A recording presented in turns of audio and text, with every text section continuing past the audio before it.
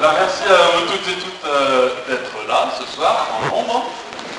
Merci beaucoup. Donc, je me présente, moi c'est Axel Marin, je suis le collaborateur de Michel Rivasi. Donc, elle tient à s'excuser parce qu'elle est bloquée à Paris. Là, elle attend d'avoir un train qui l'amène finalement à Valence. Elle revenait de Bruxelles. Et son premier train a fonctionné, pas le deuxième, donc elle attend. Et je pense qu'elle ne pourra pas être avec nous ce soir, ou alors elle arrivera beaucoup trop tard, vers les 22 heures. Donc, on a quand même des intervenants de grande qualité, même si on n'a pas Michel Rivasi. Et on a la chance d'avoir maître Arnaud Durand, donc avocat au barreau de Paris, avec nous ce soir. On a également tout le collectif pour la transition citoyenne du Valentinois qui est présent, avec Jean-Christophe et Georges à la tribune. Et on a également les représentants de l'association Stop Linky de Romardèche, donc avec Daniel Persico et moi-même, Axel Marin, comme je l'ai dit. Donc, tout d'abord, pour commencer, on tient tous, Michel et nous tous, à remercier Madame Françoise Chazal, donc maire d'Étoile-sur-Rhône, qui nous accueille gracieusement aujourd'hui, on a été...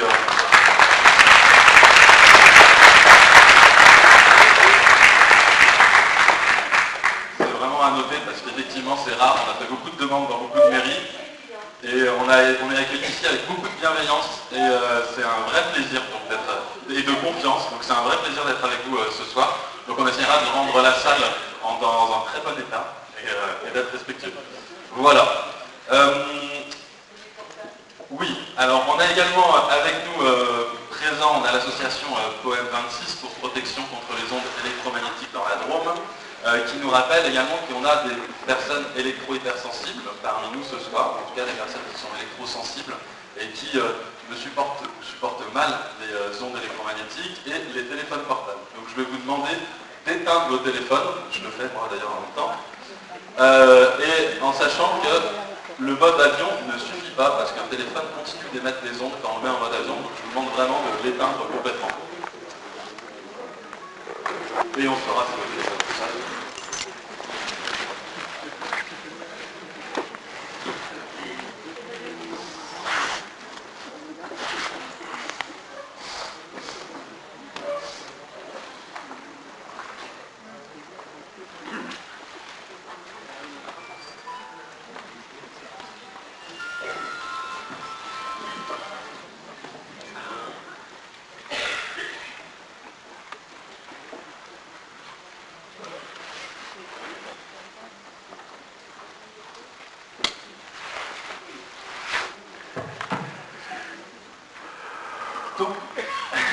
Donc pour commencer, ce soir ça va se passer en plusieurs étapes. On va d'abord refaire, parce qu'on voit qu'il y a beaucoup de personnes, vous n'êtes peut-être pas tous au courant du compteur Linky, donc on va refaire une petite remise en contexte quand même du compteur, savoir ce que c'est, d'où est-ce que ça vient. Beaucoup de personnes disent que c'est imposé par l'Europe, ça vient d'une directive, enfin bon, remettre toutes ces choses en ordre, donner de l'information objective. Dans un deuxième temps, on parlera un petit peu plus des problèmes qui peuvent être évoqués et qui sont quand même du compteur, donc à la fois sur les questions de santé avec Daniel, sur les questions des données personnelles, sur les questions également des accidents, des assurances, et puis il y a plein d'autres questions. Et après, on abordera plus donc l'aspect de est-ce qu'on a le droit réellement de s'opposer au compteur Linky, quels sont nos droits par rapport à ça, et avec maître Arnaud Durand, on pourra justement évoquer l'action en justice, les actions en justice en réalité, que nous menons, que le cabinet mène et que nous menons avec eux contre Enedis et pour justement les particuliers, les collectivités, les associations. Donc ça sera dans un dernier temps. Et je vais vous demander de garder toutes vos questions bien dans la tête et on prendra un temps pour les questions à la fin, une fois qu'on aura fini de tout dérouler comme ça, on est sûr d'avoir donné toute l'information avant que vous nous la demandiez. Voilà, donc je commence en vous disant, qu'est-ce que le Linky? Donc c'est un compteur électrique, je pense que ça vous le savez tous, qui est issu d'une directive européenne, une directive de 2009, qui demandait à ce que chaque État membre déploie un compteur communicant, donc un compteur intelligent, qui favorise la participation active des citoyens. C'est-à-dire, il fallait développer des compteurs qui permettent aux citoyens européens de connaître mieux sa consommation, à la fois en termes de consommation énergétique en kilowattheure, à la fois sa consommation en termes d'euros, tout simplement pour connaître sa facture, et donc d'être mieux au courant de notre facture pour justement avoir des gestes de réduction de notre consommation d'électricité pour diminuer la production au niveau européen. Donc à la base, c'était une très bonne directive. Pour le coup, Michel Rivasi l'a voté avec grand plaisir, parce que ça rentrait complètement dans le cadre d'une transition énergétique. Après, il faut savoir qu'une directive, donc au niveau européen, il y a deux possibilités, soit on fait des règlements, soit on fait des directives. Si on fait un règlement européen, c'est-à-dire que ça s'impose instantanément à tous les citoyens de l'Union européenne. Quand on fait une directive, ça veut uniquement dire qu'on donne une directive vers lesquelles les États membres doivent aller. Et après, c'est à chaque pays de le retranscrire dans sa loi et de faire une loi pour dire comment est-ce que chaque pays va aller dans cette direction. Donc la direction qui était pointée par l'Europe, elle disait également que chaque État devait mettre en place ses compteurs à la condition qu'il fasse d'abord une étude coût-bénéfice et que cette étude soit positive. C'est-à-dire que pour chaque pays, il fallait qu'il calcule quel investissement c'est pour mettre en place les compteurs de partout et qu'est-ce que ça va rapporter en termes de diminution. Et on s'est rendu compte qu'il y a tous les pays qui ont fait cette étude, et parmi ces pays, il y a la Belgique par exemple, qui est divisée en plusieurs provinces, et chaque province a fait l'étude. À chaque fois, il disait l'investissement est trop important par rapport à ce que ça nous rapporte. Nous, on a envie d'investir dans la transition énergétique, mais ça ne vaut pas le coup. On ne déploie pas ces compteurs, on investit ailleurs, dans des énergies renouvelables, dans d'autres projets. Et du coup, ils ont décidé de ne pas mettre de compteurs communicants. C'est le cas, pareil, du Portugal, de la République tchèque. C'est le cas, par exemple, des Allemands aussi, on le cite régulièrement. Les Allemands, ils ont fait l'étude, ils se sont rendus compte que, bon, c'est vrai que des compteurs bien faits, ça peut apporter une diminution de la consommation, mais ça coûtait très cher. Donc du coup, ils ont investi uniquement dans les 20% des foyers qui consommaient le plus. Donc en fait, c'est pas chez les particuliers, c'est chez les entreprises, ou alors chez les châtelains, ou dans tous les établissements publics, mais c'est vraiment chez les 20% de plus gros consommateurs. Ils n'ont pas fait un déploiement généralisé. Et etc., etc. Donc il y a différents pays. La majorité des pays, quand même, au niveau européen, ont développé des compteurs communicants. Mais on s'est rendu compte que la technologie pour chacun de ces pays était légèrement différente. Mais j'en parlerai un petit peu après. Pour revenir à la France, en France, donc, on a fait une étude en 2011-2012 qui a été faite par Capgemini et qui a calculé donc, combien est-ce que ça coûterait en termes d'investissement. Donc ils ont imaginé que ça coûterait 3,8 milliards d'euros. Et combien est-ce que ça va rapporter? Ils ont fait toute l'étude en mettant des hypothèses l'évolution du tarif réglementaire de l'électricité, il y a tout un tas d'hypothèses qui a abouti à deux scénarios, et donc les deux scénarios disaient soit on gagne 3,9 millions, soit on gagne 4,1 en gros. Donc oui, l'étude coût-bénéfice considérait qu'on était malgré tout dans une étude positive, donc il faut lancer le déploiement, mais en réalité, l'investissement de 3,8 milliards, c'est un chiffre, on ne sait pas d'où ils l'ont sorti, même Enedis à cette époque-là disait que ça serait plutôt 4,3 milliards, et aujourd'hui, le rapport de la Cour des comptes qui est sorti début février dit qu'on est plutôt de l'ordre de 5,4 milliards d'euros d'investissement. Donc on remarque bien que si on avait pris un vrai taux d'investissement sur le déploiement généralisé des compteurs en France, jamais l'État français n'aurait dû valider à Enedis le déploiement et il aurait dû leur autoriser de les mettre en place de partout. J'ai oublié des choses. Dans la loi française, oui, dans la petite précision, dans la loi française, vous pouvez le lire, on parle de disposition de consommateurs voilà, des appareils de gestion des données de comptage, voilà, mais pas du Linky. Et c'est ce que préconise Robin Détois, qui est une association qui défend les électrosensibles sur Paris et qui préconisait du comptage par les voies filaires, etc. En clair, il y a d'autres technologies possibles, mais on nous impose le Linky. Voilà. J'allais revenir justement sur les technologies. Donc une fois qu'on a vu plus ou moins sur d'où est-ce que ça vient politiquement, combien est-ce que ça nous coûte économiquement, après, nous ce qu'on critique vraiment par rapport au compteur Linky, c'est plutôt la technologie qui a été choisie. Ce que Michel dit depuis le début, c'est qu'il nous impose un truc qui est déjà désuet avant même de le mettre. Et c'est vrai d'une certaine manière, parce que c'est un investissement qui est énorme, mais qui en réalité ne va strictement rien rapporter aux consommateurs. Parce que nous, ce que demande la directive aux consommateurs, ce que demande la directive, c'est vraiment de favoriser la participation active des citoyens. Et pour ça, il faut déjà être au courant de sa consommation. Le compteur Linky, lui, ce qu'il nous fournit, il faut déjà aller sur un site internet, créer son compte. Le rapport de la Cour des comptes montre qu'en fait, il n'y a même pas 3% des gens qui ont déjà le compteur Linky qui ont créé leur compte. Donc il y a vraiment très peu de personnes qui utilisent cette information. Et une fois qu'on a créé notre compte sur internet, on peut connaître notre consommation à H-24, c'est-à-dire au jour précédent. Et on connaît uniquement notre consommation en kilowattheure. C'est-à-dire qu'on ne sait même pas combien ça nous a coûté en euros. Donc, l'information n'est pas en temps réel. Donc l'information qui est à notre disposition est tellement peu intéressante que concrètement le compteur Linky ne va strictement rien apporter en termes de diminution de la consommation.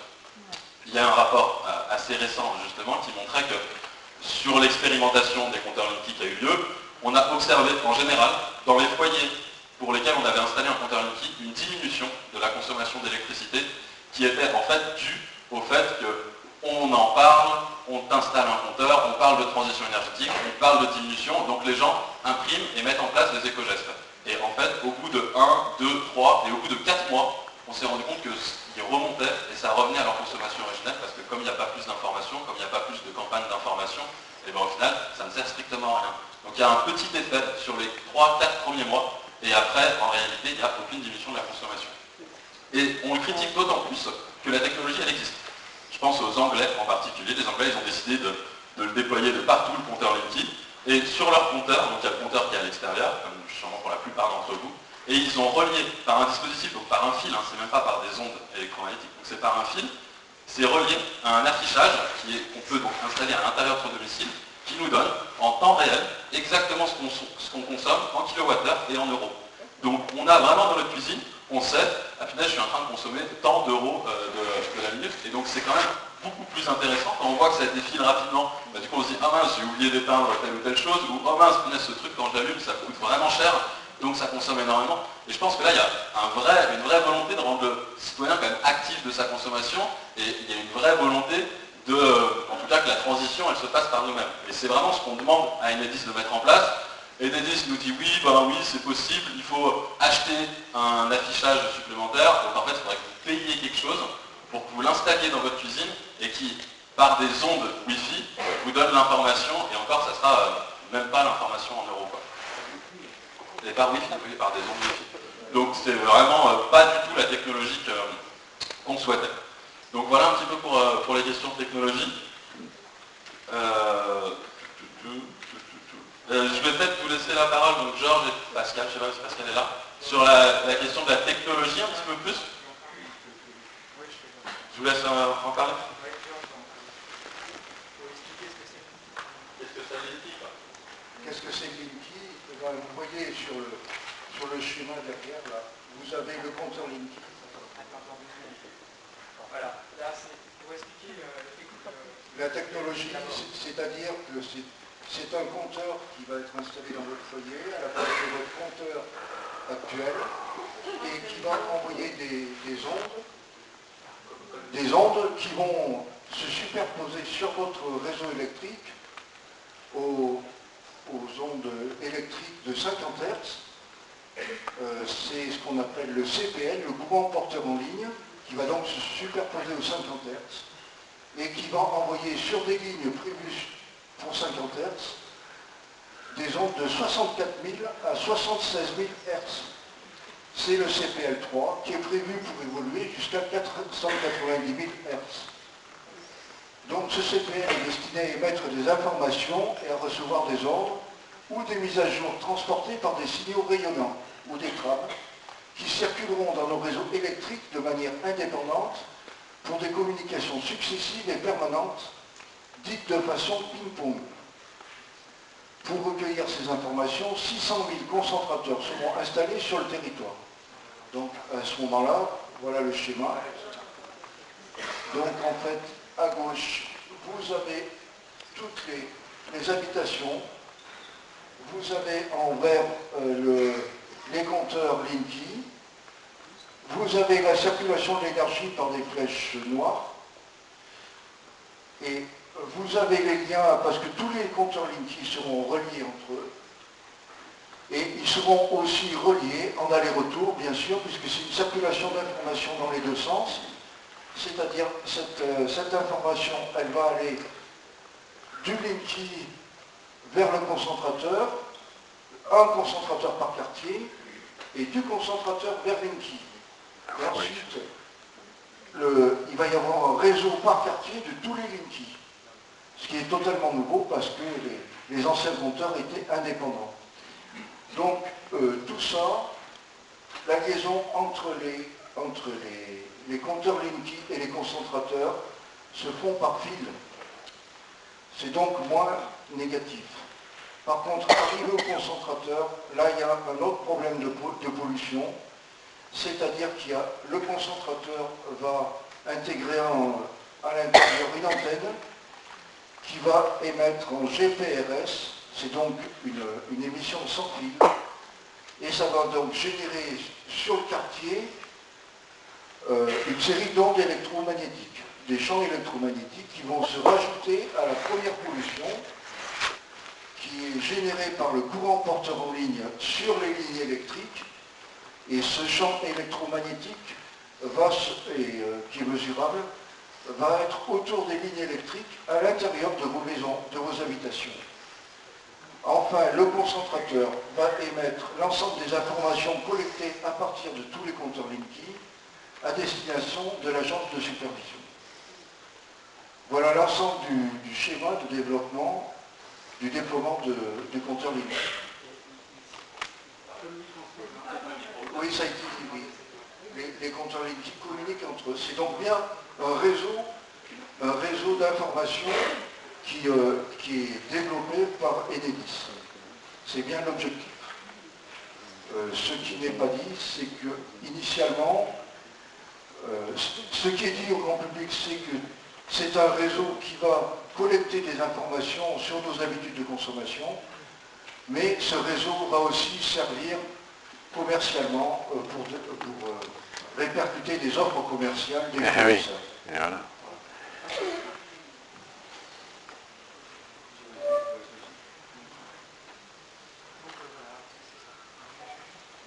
Oui, je vais juste rappeler quelque chose. Donc on va passer du GPL 1 à GPL 3. Et donc là, vous voyez sur un schéma, un document interne qu'on a récupéré, qui date de quelques années. On voit bien qu'en 2017, vous voyez, on est déjà dans certaines régions de France qui ont le liquide depuis longtemps. On est déjà passé au CPL3. Donc le CPL3, je vous rappelle, c'est 490 000 Hz. Voilà, c'est un maximum. Voilà. Mais ça, on peut, techniquement, là, il faudra le prouver, faire les mesures, etc. Ça va être compliqué. Surtout qu'il y aura plusieurs générations de Linky. Là, on est au Linky 1, mais il y en aura certainement d'autres. Linky 2, 3. Donc maintenant, je peux continuer là sur le... donc, vous vous demandez pourquoi tout ça, pourquoi on nous l'impose, etc. Bon, vous avez déjà quelques idées. C'est que EDF a l'intention d'être un opérateur Big Data. C'est-à-dire de faire comme Facebook et Google, de récolter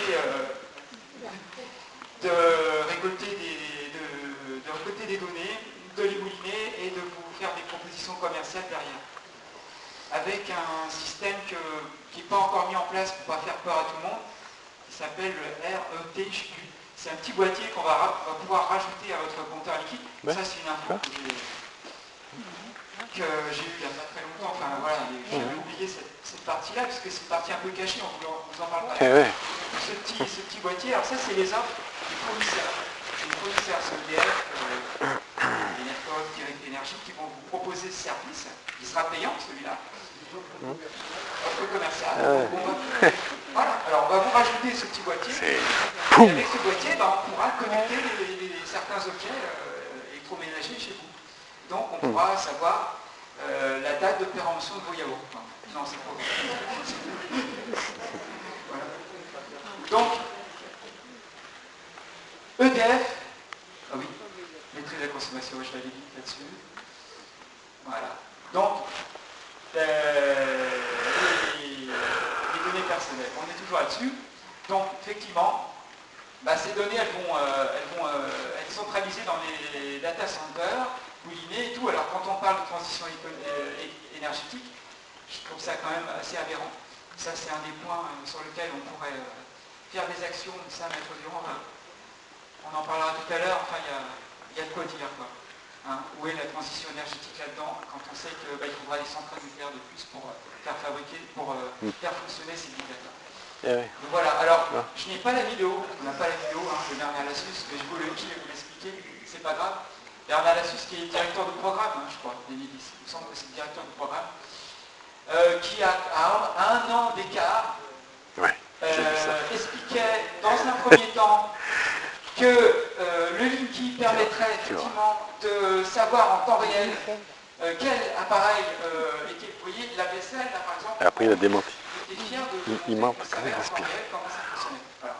Évidemment qu'un an et demi après, il revient là-dessus, sur ses dires, puisque les mouvements avaient commencé à faire du bruit quoi, en France, et il revient dessus en disant ah ben non, pas du tout, on ne peut pas savoir, etc. Bon, on a la preuve par bah tiens, c'est lui là. Est-ce que je peux la mettre celle-là? Voilà. Alors ça, c'est un documentaire d'Arte. Ouais. Monsieur Ulrich Febler. Je l'ai vu Qui tout à l'heure. explique la précision de collecte des informations. Je vous le lis pour ceux qui sont au fond de la salle. La précision est telle que nous pouvons reconnaître toutes les configurations d'appareils à partir de la consommation que génère la luminosité d'un téléviseur. La lumière d'un téléviseur, par exemple, nous pouvons même identifier quel film visionne le téléviseur. Je l'ai vu tout à l'heure.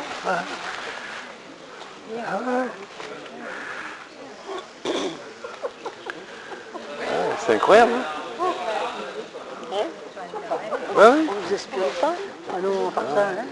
J'ai vu la vidéo juste avant de venir Ah, d'accord. sur Internet. Introduction extrêmement rapide. Merci au collectif d'avoir organisé cet échange. Merci à Madame le maire de nous avoir accueillis. Petite précision simplement, oui, sur l'aspect data, parce que c'est un petit peu surprenant. D'un côté, il y a Enedis qui dit mais nous on peut rien savoir, presque rien, puisqu'on n'a que les informations toutes les 10 ou toutes les 30 minutes. Ce que vous voyez là, ça suppose ce qu'on appelle un échantillonnage, c'est-à-dire c'est des prélèvements à l'intérieur d'un ordinateur qui est Linky, il va aller voir combien vous consommez tous les X secondes, X minutes. Et ce que vous voyez là, ça suppose un prélèvement extrêmement fréquent. Et on s'est aperçu qu'effectivement les composants matériels qui sont dans Linky permettent de faire un prélèvement plusieurs milliers de fois par seconde. C'est-à-dire que l'ordinateur Linky, il va voir plusieurs milliers de fois où vous en êtes dans votre consommation. Ah ouais, ouais. Et après, l'étape d'après, d'un point de vue logiciel, il en fait une synthèse, pour l'instant, qui serait que toutes les 10 ou 30 minutes. Mais donc cette capacité matérielle, ça suppose qu'effectivement, quand vous regardez telle ou telle chaîne de télévision, par exemple, il y a des appels de courant qui sont plus importants en fonction de chaque chaîne, ça va être un petit peu comme une sorte de musique qu'on va entendre dans les câbles, et le microphone, entre guillemets, c'est une image qui est dans le Linky, va être capable de capter ça avec une fréquence extrêmement élevée, et à terme, effectivement, d'analyser tout un tas d'informations. Mais parce que là aujourd'hui on n'agit pas sur les hypothèses futures, on agit sur ce que fait déjà actuellement Enedis. Et dans le cadre de la courbe de charge qui relève, il y a quand même déjà un problème. On prend un exemple tout simple. Si Madame Dupont se lève toutes les nuits, régulièrement, enfin toutes les nuits elle se lève plusieurs fois toutes les nuits. C'est une information qui aujourd'hui n'est peut-être pas transmise à un assureur, mais qui est extrêmement intéressante pour un assureur. Parce que les gens, par exemple, qui ont des troubles de sommeil ou qui vont plusieurs fois au petit coin pendant la nuit, c'est des informations de santé qui sont capitales pour des assureurs, parce que ça permet de profiler les gens et de savoir quel est le profil financier qu'on va pouvoir établir dans le cadre d'un devis, par exemple, d'assurance. Ce que je vous dis là, c'est pas la science-fiction. Facebook le fait déjà, par exemple, sur l'aspect bancaire. On s'est aperçu qu'ils avaient déposé des brevets qui, en fonction des profils d'amis que vous avez sur Facebook, vont pouvoir dire si vous êtes plutôt du genre solvable ou plutôt du genre pas trop solvable, en fonction d'un certain nombre d'informations, et de pouvoir, on suppose que c'est l'intérêt du dépôt de ce brevet, revendre ces informations. Donc permettre Linky, c'est aussi permettre toutes ces investigations futures qu'aujourd'hui Enedis dément faire, mais ils sont en train de tout installer comme si c'était déjà le cas. Et il y a déjà certains éléments qui, à notre sens, que c'est le tribunal qui tranchera, ont franchi la limite de ce qu'il est licite ou pas de faire. Voilà, simple précision sur ce point. Alors sur le consentement, on pourrait effectivement aussi beaucoup en parler, parce que les disent, mais vous inquiétez pas, de toute façon, on vous demande votre consentement. Le problème, c'est qu'ils demandent un consentement quand ils le font, parce que nous, on a un certain nombre de retours, on a l'impression que la case, elle est précochée, alors que le pacte de conformité qui avait été signé avec la CNIL disait qu'absolument cette case ne devait pas être précochée. Ils vous demandent un consentement pour le tout. C'est-à-dire qu'ils vont vous dire, une fois que ça va être installé, on peut vous faire une superbe offre d'énergie. Vous allez payer beaucoup moins cher, en tout cas dans les mois qui vont suivre. Ouais. Direct Énergie, il a annoncé il y a quelques jours, ils ont suivi le pas d'EDF, en annonçant des offres super creuses. des heures super creuses, c'est-à-dire que contrairement à ce qu'ils disaient, le but c'était de consommer moins, ils veulent, parce qu'ils ont, quand on est en système nucléaire, on a autant de ressources qu'on veut, ils veulent que quand vous ne tirez pas beaucoup d'électricité, ils veulent qu'il y ait des gens qui consomment plus. Donc on va vous faire des offres super creuses, par exemple, pour allumer la climatisation le plus souvent possible l'été. Et ces offres-là, elles supposent, pour être faites, que vous acceptiez de transmettre les informations enregistrées par le Linky au fournisseur d'énergie, qui avec tout un calcul très compliqué va vous dire, pour vous, c'est l'offre 42 2 bis 12 54 qui vous correspond, et grâce à celle-là, vous allez payer, je ne sais pas, 20%, 30% de moins. Ce qui sera peut-être vrai pendant quelques mois, et puis après ça changera, parce que des fois les habitudes elles changent. Tout ça, ça montre que ce consentement, il est aujourd'hui pas du tout clair. On ne vous demande pas un consentement pour tout ce qui est actuellement projeté en termes de communication data. Et Axel Marin parlait tout à l'heure de l'aspect financier. L'intérêt d'Enedis, ce n'est pas les 0,1 milliard éventuels qui vont pouvoir être générés par rapport au Linky. Il y a tout un volet derrière. Et là, vous êtes face à un double discours, celui que vous aurez, parce que je sais que Madame le maire a eu l'excellente initiative de dire je vais inviter les gens qui s'opposent à Linky et je vais inviter aussi Enedis. Comme ça, vous pourrez entendre aussi leurs paroles contradictoires et vous faire votre avis. Et eux, ils vous disent non, de toute façon, on ne transmet pas tout ça, on respecte votre consentement. Et d'un point de vue financier, vous inquiétez pas, on ne transmet rien, etc. Mais on sent qu'il y a une motivation monstrueuse de leur part. Ils prétendent que la directive qu'évoquait Axel Marin tout à l'heure la rend obligatoire, cette marche forcée, cette pause forcée du Linky. Une directive, Axel l'a très bien dit, en droit, ça n'a aucun effet contraignant contre un particulier. Donc Enedis, je ne crois pas qu'ils n'aient pas cette information quand même, ils ont une capacité de prendre des conseils juridiques. Je ne crois pas qu'il y ait autre chose qu'une tromperie ou que du dol quand ils se disent « Ah non, non, la directive dit que c'est obligatoire, on va vous l'imposer. » Simple aparté. Pour compléter sur la question des données, donc il y a eu une première expérimentation quand même du compteur Linky dès les années 2012 et on a auditionné, donc avec Michel Rivasi et Laurent Saveille qui étaient députés à l'Assemblée nationale à l'époque, on a auditionné Enedis, ERDF quand même, c'était à ce moment-là, à l'Assemblée nationale pour leur poser tout un tas de questions sur les données personnelles en particulier. Et il y avait donc la CNIL, que tu as mentionné, qui est la Commission nationale informatique et liberté, qui s'occupe justement, qui est un organisme indépendant, étatique, qui s'occupe de voir si tel ou tel projet respecte ou pas des bons principes, on va dire, sur tout ce qui est données personnelles. Et Enedis s'était engagé, suite à toutes les recommandations de la CNIL, à mettre tout un tas de mesures qui sont entre autres que toutes les données qu'ils vont récupérer, tout ce qui est courbe de charge, etc. Il faut savoir que le Linky, c'est une sorte d'ordinateur avec un disque dur, et en fait toutes ces données-là vont être stockées chez nous, sur notre compteur Linky. C'est-à-dire qu'ils ne vont pas les récupérer eux dans leur serveur, ça va être vraiment stocké chez nous pendant plusieurs semaines, voire plusieurs mois. C'était une des recommandations de la CNIL en disant comme ça ne va pas se balader dans tous les serveurs et on va limiter un peu les risques, etc. Je pense qu'en ce moment, surtout avec le scandale de Facebook qu'on a eu dernièrement, on a vu également qu'il y avait le scandale avec Uber l'année dernière, où toute la plateforme Uber s'était faite pirater et toutes les informations, c'est-à-dire tous les déplacements de tous les conducteurs Uber avaient été récupérés et avaient pu être dévoilés et n'importe qui avait eu accès. En tout cas, pour dire que sur ces questions d'informatique et de liberté, même s'ils nous disent « vous inquiétez pas, ce sera stocké », on se rend compte qu'il n'y a rien de moins fiable que l'informatique, il n'y a rien de moins fiable que le numérique. Et à partir du moment où c'est stocké dans un endroit, et à partir du moment où c'est dans le réseau, parce que malgré tout, quand c'est sur le compteur, c'est accessible via le réseau Internet, et à partir du moment où c'est dedans, n'importe qui va pouvoir un jour pirater et avoir accès à ces informations. Il y a quand même des vrais risques là derrière, en termes de données, en termes de beaucoup de choses. Donc voilà sur les trucs. Tu voulais ajouter quelque chose, Georges? Oui.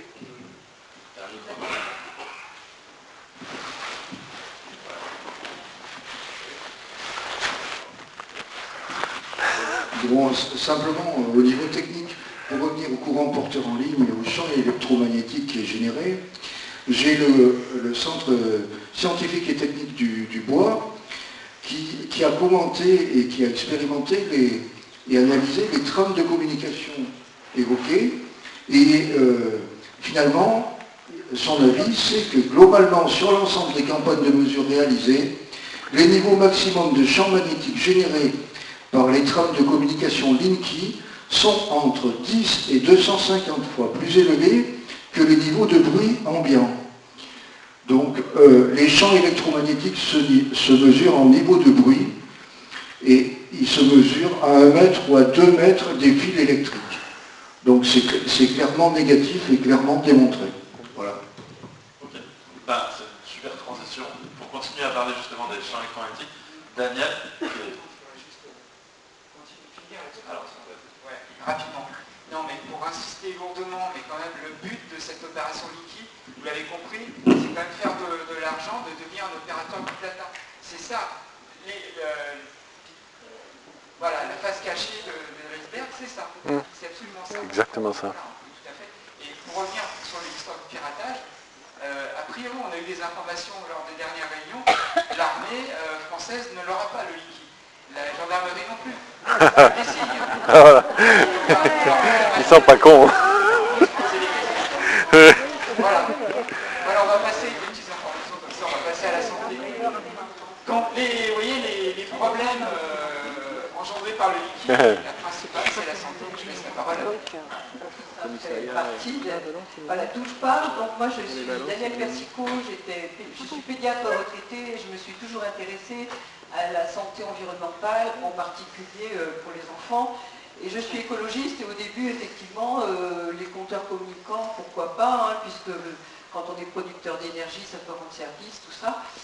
Et après je me suis un peu penchée sur la question et effectivement ça va faire partie de l'augmentation de ce bain électromagnétique ambiant. Alors, les effets des ondes électromagnétiques sur la santé, déjà ce que je vais dire en introduction, que les études de nos instances, elles sont faites sur des valeurs qui sont complètement fausses, qui ont été établies par les opérateurs et qui sont... la norme est 40 volts par mètre, enfin bon, ça ne vous dit rien, mais des études ont été faites sur la santé avec le CRIREM qui a été cofondé par Michel Rivasi, c'est la Commission de recherche et d'information sur les ondes électromagnétiques, qui ont affirmé que les effets sur la santé, ce n'était pas 40 volts par mètre, mais c'était 0,6 volts par mètre. Donc on est très loin. Donc à partir de là, toutes les études qu'on nous dit, que nous disent les instances, elles sont faussées puisqu'elles partent d'une valeur qui est fausse au départ. Donc c'est ça qui est scandaleux, quoi. Nous on dit que c'est, enfin bon, jusqu'à 1, 2 encore, mais non, là, on n'a pas prouvé d'effet sur la santé en dessous de 0,6 volts par mètre. Alors, les effets sur la santé, ben, c'est très important, mais les plus importants, c'est les effets sur le système cérébral, puisque notre cerveau, ben, c'est des ondes aussi. Hein. Voilà, donc avec cet effet qui est majeur, on a une barrière entre le sang et le cerveau qui est faite avec des cellules, et ces cellules, elles ne laissent pas passer n'importe quel produit, n'importe quelle toxine, et les ondes électromagnétiques, elles agissent sur cette barrière entre le sang et le cerveau, et elles peuvent du coup laisser passer des toxines, des produits qui peuvent avoir des effets sur le système nerveux. Il y a des effets aussi sur la mélatonine, qui est l'hormone du sommeil, donc avec une perturbation des troubles veille-sommeil, sur la thyroïde, sur les hormones thyroïdiennes, sur la reproduction, ça a été fait sur une étude sur les oiseaux avec une diminution de la reproduction. En fait, toutes les études, en fait, elles ne sont pas faites sur des humains. On ne va pas exposer des humains à des ondes électromagnétiques pour voir. Ça a été fait sur des rats, sur des oiseaux, sur des... Voilà, donc... mais il y a eu quand même de très nombreuses études et qui ont été regroupées, qui s'appellent l'étude bio-initiative, qui sont analysées régulièrement tous les 4-5 ans. La dernière datant de 2014, donc ce dont je vous parle, ça date de 2014, tout ce regroupement d'études sur la santé. Et aussi, donc moi je vais parler surtout des enfants, puisque c'est mon domaine de compétences, pour vous envoyer quand même un message qu'il y a une certaine pression pour que les enfants aient des portables. Ça dépasse le cadre du Linky, mais du coup c'est important. C'est pas de portable avant la puberté, parce que les enfants, ils ont des os du crâne qui sont plus fins, ils ont plus d'eau dans leur crâne, leurs cellules cérébrales sont en développement. Donc vraiment, il faut faire attention et, voilà, et lutter contre l'utilisation des téléphones portables chez les enfants. Et les tablettes. Donc ce compteur, ça va augmenter chez les personnes, comme on vous a expliqué, le courant porteur en ligne, qui envoie des champs électromagnétiques, et ça va être surtout sensible pour les personnes qui sont électro-hypersensibles. Ce sont des personnes qui, avec très peu de champs électromagnétiques, c'est pour ça qu'on a dit d'éteindre les portables tout à l'heure, ressentent des symptômes qui sont très variables mais qui les gênent au quotidien, qui les empêchent de travailler, comme des maux de tête, des bourdonnements d'oreilles, des acouphènes, des palpitations, des migraines, voilà, qui sont très très variables. Et souvent d'ailleurs, c'est une cause de ce qu'on appelle d'errance médicale. Les gens, ils ne savent pas ce qu'ils ont parce qu'ils ne sont pas bien. Et ça finit, vous n'êtes pas bien, peut-être que vous êtes anxieuse, peut-être que vous êtes déprimé, etc. Voilà, c'est pas bien connu et reconnu encore. Mais on connaît autour de nous des exemples de personnes à qui on a mis le compteur, en particulier une copine à nous qui est médecin ophtalmologiste. Et Christine, à qui elle a vraiment... Alors elle, dans son lotissement, ils étaient 12 maisons.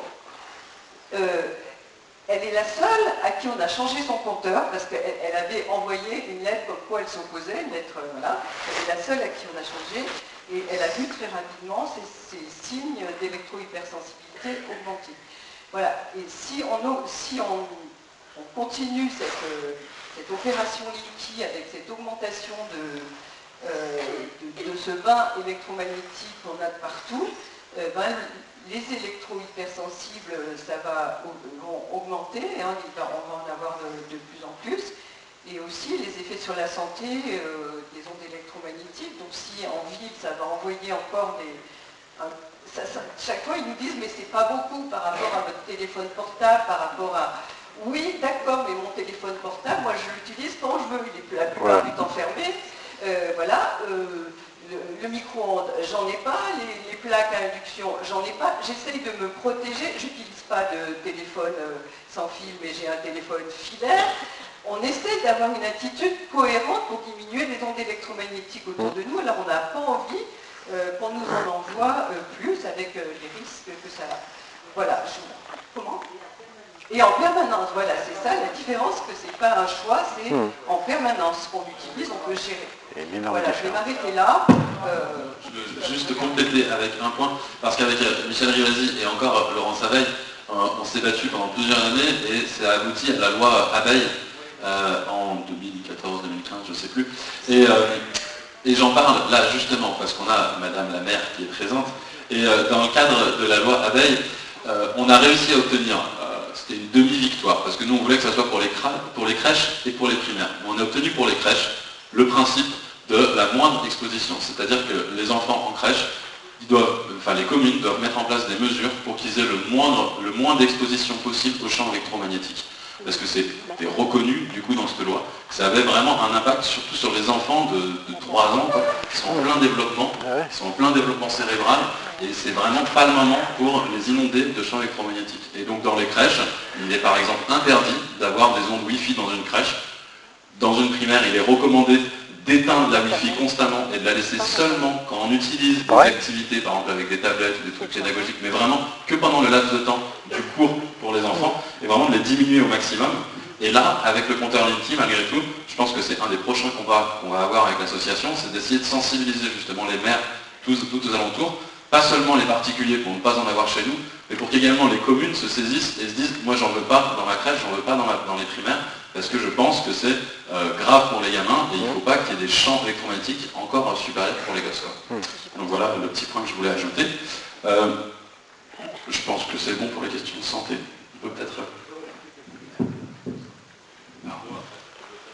Oui, juste pour ajouter que les associations d'électrosensibles comptent 2 ans le temps d'activation de l'électrosensibilité, à partir du moment de l'implantation du compteur Linky à votre domicile. Ah, c'est pas 2 ans? Oui, mais ça peut aller jusqu'à 2 ans.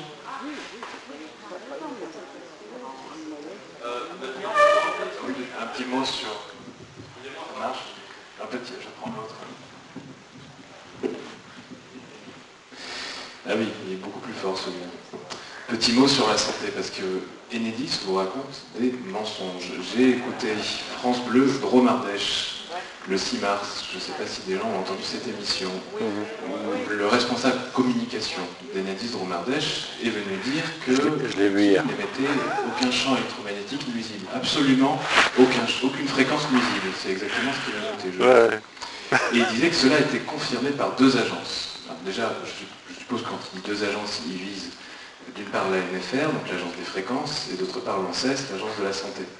L'agence des fréquences, elle ne confirme pas le caractère nuisible ou pas. Elle ne se prononce pas sur le volet santé. Elle fait des mesures et elle dit voilà, est-ce qu'on respecte les normes ou pas. Et pour rebondir sur ce que vous disiez tout à l'heure, c'est sûr que 150 km/h sur l'autoroute, si vous définissez la limite à 1 million de km/h, ça ne paraît pas beaucoup. C'est le cas aujourd'hui des normes établies effectivement par des gens qui étaient en pleine situation de conflit d'intérêts. Ça s'appelle l'ICNIRP, c'est une association de droit privé allemande, au sein de laquelle siège par exemple le médecin conseil de Bouygues Télécom. Donc c'est quand même compliqué quand on est financé par Bouygues Télécom, mais en même temps de prendre les mesures de police en quelque sorte sur les champs électromagnétiques. Et donc M. Prost, il vous dit ça, et en réalité quand on va voir le rapport, il y a plusieurs volets dans ce rapport, j'en prends un parce qu'il nous dit qu'il n'y a aucune fréquence nuisible, l'ANSES dit dans le rapport sur le Linky de juin 2017 que l'analyse de ces études, en parlant des études scientifiques en question, ne permet pas de conclure définitivement quant à l'existence ou non d'effets délétères. Ça c'est l'ANSES. Et en plus, bon, l'ANSES elle n'est pas violente en général, hein, elle n'est pas défenseur des anti-ondes, hein, c'est l'ANSES. C'est une agence qui structurellement est rattachée au ministère de la Santé par exemple, entre autres. Donc il y a quand même un petit quelque chose qui me gêne, c'est qu'on lui a posé la question après le déploiement du compteur Linky. Je ne vous dis pas qu'il y a un problème, là pour le coup, d'indépendance structurelle, mais je vous dis qu'il y a un problème d'indépendance intellectuelle.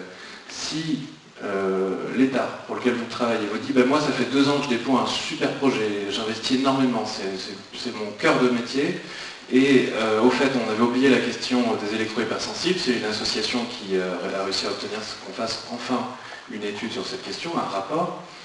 C'est quand même compliqué pour l'ANSES de dire 2 ans après le lancement, on ne sait pas en fait. Donc l'ANSES du coup elle a fait une galipette, elle s'est basée sur la vraisemblance. Et sa conclusion dans ce rapport, c'est qu'il est peu vraisemblable que ces champs électromagnétiques, que le Linky, à court ou à long terme, engendre des effets sanitaires. Donc elle se base sur la vraisemblance. Pourquoi?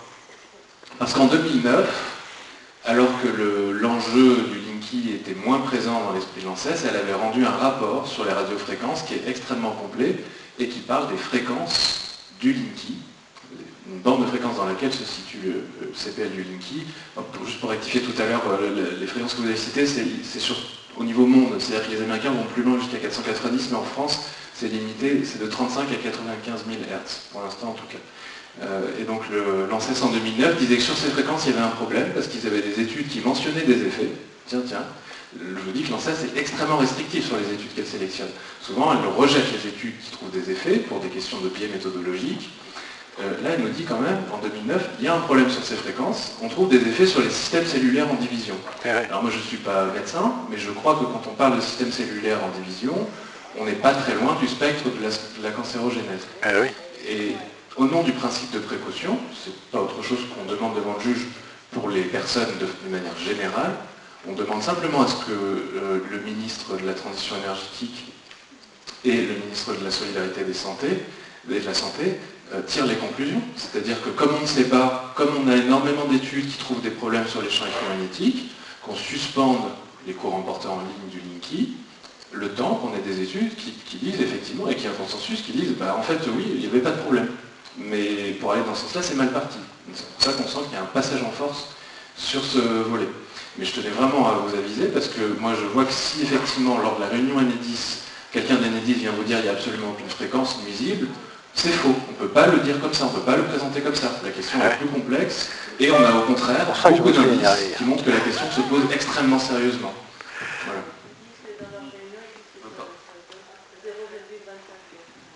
Alors, ils disent que c'est très faible. Peut-être que c'est très faible. Moi, je ne suis pas d'accord avec les méthodes avec lesquelles ils ont mesuré, mais même si on suppose que c'est très faible, dans le rapport de 2009 que je vous évoquais tout à l'heure, l'ANSES, alors l'AFSET, qui est l'ANSES de l'ANSES, disait justement que pour les expositions chroniques de faible puissance, le problème se pose.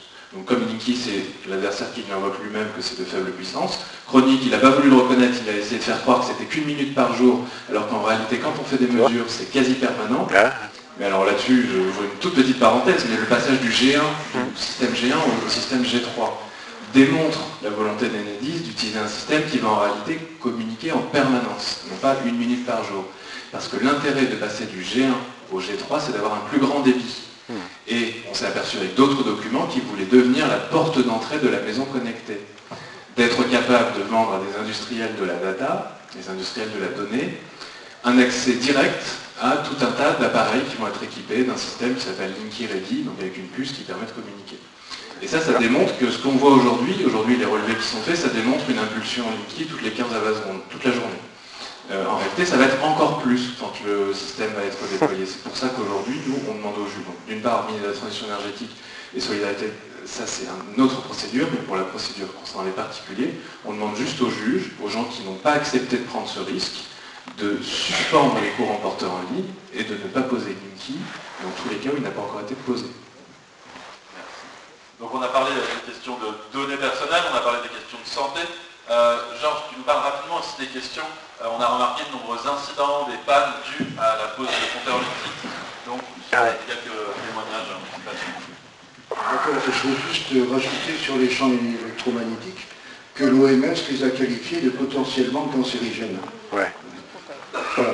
Sur les incidents, vous allez sur un ancien site d'Enedis, et moi j'ai noté un certain nombre de réponses sur les incidents qui sont listés. Alors je suis étonné de trouver une série d'incidents qui sont connus par Enedis, mais qui sont traités a posteriori.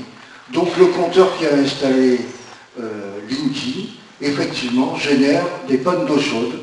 Alors sur le site, c'est depuis que j'ai un compteur Linky, je n'ai plus d'eau chaude. Alors la réponse, il est possible que votre ballon d'eau chaude ne soit plus piloté depuis votre nouveau compteur pour établir l'eau chaude, etc. Et donc contacter le 0800, etc. Voilà, il y en a une autre aussi. Depuis que j'ai un compteur Linky, j'ai des coupures récurrentes et fréquentes. Ouais. Alors il est possible que ce soit dû à un dépassement de la puissance souscrite dans le contrat avec votre fournisseur. Pour le vérifier, appuyez sur la touche étoile et faites défiler l'affichage, etc., etc.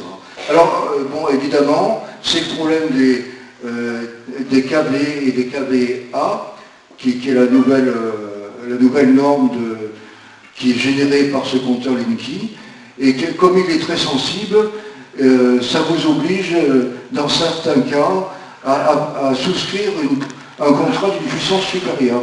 Alors, donc, effectivement, ils disent, pour ajuster votre puissance souscrite, prenez contact avec votre fournisseur d'électricité. C'est-à-dire qu'en fait, avec l'ancien compteur, vous payez moins cher le même service. Quoi. Voilà, en clair, c'est ça. Voilà. Et enfin, il y a donc un autre incident. Depuis que j'ai un compteur Linky, un de mes appareils ne fonctionne pas normalement. Alors nous sommes désolés pour les désagréments que vous rencontrez. Pour obtenir plus d'informations, un suivi personnalisé, le 0800, etc., du lundi au vendredi. Voilà. Merci bien. Arnaud, peut-être tu peux compléter un petit peu là-dessus sur la question des incidents. Tu as eu plusieurs témoignages de compteurs qui ont pris feu, d'Enedis, etc. Tu peux peut-être nous en parler? Ok. C'est vrai que la question est posée, la question des incendies. Je vais être transparent sur la procédure judiciaire. Aujourd'hui, nous, pour le moment, en l'état des éléments dont on dispose, on ne va pas sur cette question devant le tribunal. Déjà parce qu'en référé, il faut choisir ses moyens. Il faut des moyens clairs, simples. C'est une procédure d'urgence. Ce n'est pas le grand procès de Linky qui va durer 1 an ou 2, c'est une procédure rapide pour juger ce qui est évident. Et sur les incendies, je ne conteste pas qu'il y en a, parce que les expertises le démontreront ou pas. C'est plus apparemment des éléments qu'on a aujourd'hui, un problème de serrage des câbles. C'est-à-dire que ça fonctionnait avant, parce que l'ancien compteur était déposé, le nouveau compteur Linky arrive, et là il y a un problème qui est à la fois juridique et politique, c'est le contexte du déploiement avec ces sociétés de sous-traitance et de pause, avec des personnes qui ont donc en moyenne une demi-heure pour faire l'opération, alors que les installations sont toutes très différentes, et il peut arriver soit que le poseur qui a reçu tout au plus, quand il n'avait aucun diplôme, une formation de 7 semaines pour devenir poseur Linky. C'est des éléments attestés qui proviennent des annonces que posent les sous-traitants d'Enedis. Il est possible qu'il ait mal serré les câbles ou qu'il les ait trop serrés et que du coup il les ait écrasés.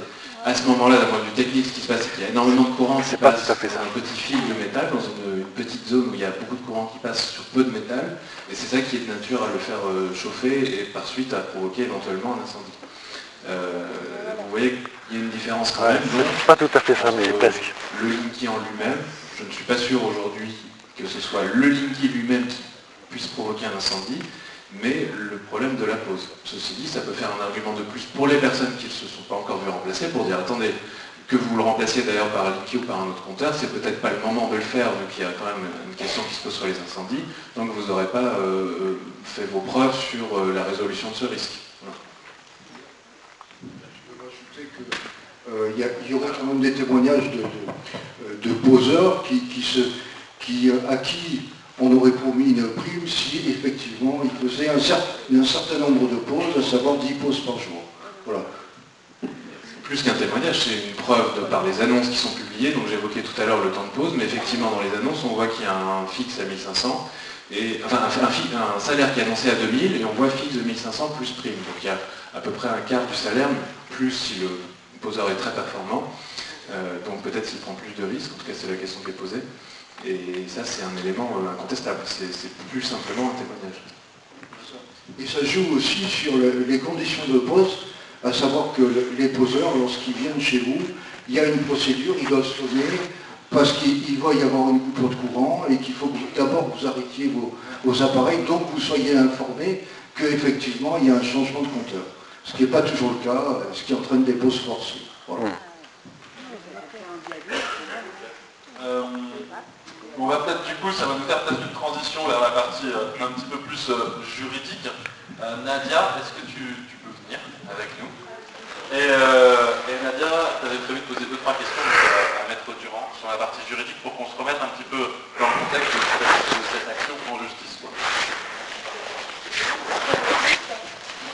Bon ben voilà, on a beaucoup parlé du compteur, donc je sais que vous êtes venus ce soir aussi pour avoir des informations sur le côté juridique. Et ce soir, donc, on a le plaisir de recevoir un avocat, donc Maître Arnaud Durand. Et donc, écoutez, Maître Arnaud Durand, je vais vous laisser vous présenter, si vous voulez bien. Voilà. Je vais faire rapidement, mais j'ai peut-être du coup élargir, c'est qu'on est une équipe d'avocats à intervenir sur ce dossier. Pour ma part, je suis avocat au barreau de Paris, j'interviens notamment dans les contentieux qui sont très techniques, en brevet des inventions. Et c'est un des aspects que j'apporte à cette équipe d'avocats, c'est de dissiper la fumée que Enedis répand sur le Linky, qu'est-ce que c'est, comment il fonctionne, etc. Comme par exemple le coût des 1 minute par jour. Bon, notre objectif, c'est de montrer au juge clairement que par rapport aux normes actuelles, il y a une difficulté, aux normes juridiques actuelles, il y a une difficulté avec le Linky et qu'il ne faut surtout pas forcer un consommateur à l'avoir. Il y a également dans l'équipe Christophe Lecvac, qui est le fondateur d'une plateforme d'action collective en justice, notamment une action sur la question de l'Evo-Tirox, qui a réuni beaucoup de monde, et à travers lesquelles, puisqu'il y a 2 actions en réalité sur l'Evo-Tirox, il demande d'une part la réparation d'un préjudice lié au défaut d'information de Merck qui n'a pas prévenu qu'ils avaient changé l'excipient du médicament, et d'autre part, il demande à forcer Merck, qui n'a pas envie, parce que pour des questions de brevet, ils ont envie que tout le monde prenne leur nouveau médicament, forcer Merck à refaire, ou leur labo sous-traitant, à refaire du Levothyrox avec lactose en France. C'est-à-dire à le refaire. Il est déjà fait en France, en fait, il est vendu en Italie, à ce que simplement les Français puissent en bénéficier aussi. Et à Bourgoin-Jallieu. Et du coup, il y a également une consoeur du barreau de Paris qui intervient sur le volet santé. Alors, vous la verrez moins parce que c'est un petit peu nos recettes internes, mais on s'amuse à se contredire entre nous. Et donc, elle joue le rôle de la méchante, mais en interne. Donc, elle va sévèrement critiquer, c'est Catherine Sleper, elle va sévèrement critiquer nos écritures en interne avant qu'on les transmette à l'adversaire et qu'ensuite on les soumette au juge. Et il y a également dans l'autre volet, parce que l'action elle va être dédoublée aussi avec une action, je vous parlais tout à l'heure, contre les ministres, c'est-à-dire pour mettre face les personnes qui sont en capacité de décider, mais là d'un point de vue général, parce que nous quand on agit dans le cadre d'une procédure pour les particuliers, on n'a pas de mandat pour les autres personnes que celles qui nous ont désignées. Donc on va assigner également le ministre de la Transition, alors le titre exact c'est ministre de la Transition écologique et solidaire, et la ministre, donc Nicolas Hulot, et la ministre des Solidarités et de la Santé, Agnès Buzyn. Par rapport à ce problème que j'évoquais tout à l'heure, notamment donc, sur la question de la santé, ces personnes, notamment le ministre de la Transition énergétique, ne répond pas aux questions parlementaires qui lui sont posées. Donc on veut les contraindre à prendre une décision, faute de quoi leur refus sera attaquable devant un tribunal. Et ça c'est une action qui est tout à fait différente de l'action des particuliers. Je ne sais pas si je continue à... J'élargis peut-être un peu trop, j'en répondrai tout à l'heure. Voilà. Et simplement parce que c'était sur le volet équipe, et cette action elle va être menée par Maître Corinne Lepage, que vous connaissez en général bien, et qui va intervenir sur ce volet droit public. Alors, est-ce que vous pourriez nous expliquer clairement votre action en justice? Alors l'action pour les particuliers, elle vise à défendre chaque personne qui refuse ce compteur et qui refuse. C'est important aussi parce que il y a aussi le volet courant porteur en ligne qui a été évoqué tout à l'heure. C'est-à-dire que ce n'est pas parce qu'on a réussi à ne pas avoir le compteur qu'on n'a pas les courants porteurs en ligne. Ça a été montré tout à l'heure, il y a des réseaux de en moyenne 50 compteurs, et à partir du moment où des personnes ont Linky sur cette graphe de 50 compteurs, tout le monde en bénéficie si j'ose dire. Parce que c'est tout simplement la même continuité électrique, ce sont les mêmes câbles. La commission de régulation de l'énergie avait demandé à Enedis de mettre des filtres. Faisait partie des suggestions au début quand le projet est né, et cette suggestion a été abandonnée parce que les filtres ne rentraient pas dans le compteur Linky. Voilà. Sauf que nous, on considère d'un point de vue juridique que c'est pas parce que Enedis ne peut pas le mettre dans son compteur, à partir du moment où c'est Enedis qui a choisi un procédé polluant, parce que je ne vais pas rentrer dans les détails sur la loi, mais quand Enedis vous dit la loi, la directive, à aucun moment cette directive-là parle du courant porteur en ligne, qui est un choix technologique fait par Enedis, ou du Linky, qui est bien plus qu'un compteur. Qui est un ordinateur avec tout un tas de fonctions différentes. Et donc il s'agit de demander à ne pas avoir le Linky et le courant porteur en ligne pour toutes les personnes qui le refusent. Donc concrètement, pour ceux qui n'y sont pas encore, ça suppose qu'on demande au juge des mesures conservatoires. C'est une injonction qui est demandée au juge pour contraindre Enedis, c'est-à-dire en gros on ne touche pas, vous étiez en train de me délivrer du courant propre, vous continuez à me délivrer du courant propre et sans Linky. Pour les personnes qui sont déjà installées, ça suppose une des mesures de remise en état, c'est-à-dire que juridiquement l'électricité c'est considéré comme un produit, donc une mesure de remise en état sur ce produit, peu importe le procédé, soit Enedis, si elle a que quelques compteurs Linky dans la zone concernée, elle les désactive, soit elle met des filtres, peu importe, ça c'est son problème. Mais on demande d'un point de vue juridique la délivrance d'un courant propre, et donc soit le retour d'un compteur traditionnel, soit pour le moins, parce qu'il faut être pragmatique aussi, la désactivation du Linky des personnes qui ont décidé d'agir en justice. Alors, pour souscrire à l'action, donc, il est demandé une somme de 48 €. À quoi correspond donc cette somme? Alors, donc effectivement, il s'agit d'une action collective. L'idée, c'est que se battre contre Enedis, ça coûte de l'argent, ça coûte assez cher, quand on le fait à titre individuel. Donc l'idée, ça a été de pouvoir fédérer un certain nombre de personnes, mais ça c'est le cas de toutes les actions qui sont sur MySmartCap, c'est le principe de l'action collective, c'est le cas également dans les Votirox. Donc de fédérer toutes ces personnes pour faire baisser les coûts de l'avocat. Le palier le plus bas qu'on a pu obtenir au final c'est 48 €. Je ne vous cache pas que c'est un modèle qui est encore à laisser, et il est possible que les autres actions ne soient pas fondées sur le même modèle, parce qu'une action derrière, il y a des frais extrêmement importants pour pouvoir la mettre en œuvre. Je sais que beaucoup de gens me disent, mais vous travaillez que le jour de la plaidoirie. Non, en réalité, le jour de la plaidoirie, c'est la cerise sur le gâteau, et la préparation, c'est l'élément le plus important. En l'occurrence, sur ce dossier, on travaille depuis un an. Dans ces 48 €, il y a 8 € déjà pour un de vos adversaires, c'est la TVA. Donc effectivement, vous allez donner 8 € à l'État. Il y a 4 € de frais, c'est-à-dire par rapport à ce qu'on estime pour les frais de base, c'est-à-dire assigner l'adversaire, les différents petits frais qu'il peut y avoir de déplacement, etc. On estime que ça fait 4 € par personne. Et il y a 36 € d'honoraires qui sont là pour faire tourner le cabinet d'avocats. Le coup, les 3 cabinets d'avocats, puisque c'est une équipe. Je ne sais pas si je réponds suffisamment à cette question. Si je peux compléter, parce que du coup je m'étais occupé au sein de l'association Stop Linky Drôme Ardèche, nous on avait envie d'avoir cette action en justice, et on sait, du coup on a regardé différents cabinets d'avocats, différentes procédures, différents avocats, on allait voir tout un panel pour voir quels étaient vraiment les meilleurs moyens. Et en tout cas, en termes de stratégie, surtout d'expérience, de professionnalisation et de coût, c'était largement de loin cette action-là qui nous paraissait la plus logique. 48 €, honnêtement, pour une centaine, donc pour le moment on est à 1400 dossiers. Mais en réalité, comme je pense que tu l'expliqueras mieux que moi, mais en fait on va faire également, on va porter plainte ici au tribunal de grande instance de Valence, c'est-à-dire qu'on va vraiment décentraliser l'action. Eux, ils vont nous accompagner directement ici dans la Drôme, à Valence, où on aura une centaine de plaignants sur le département. Donc pour une centaine de plaignants à 48 €, c'est-à-dire que ça nous revient à même pas 5000 € pour le cabinet, honnêtement c'est ridicule quoi. Pour des frais d'honoraires d'avocat, c'est vraiment très faible. Et donc pour nous, c'était aussi, en tout cas, c'était vraiment la meilleure solution qu'on ait trouvée. Ça me permet de faire la transition du coup sur la question de la décentralisation. Là, tu peux peut-être nous dire, c'est une action en justice, donc vraiment ce qu'on appelle les class action. Il y a combien de personnes dedans?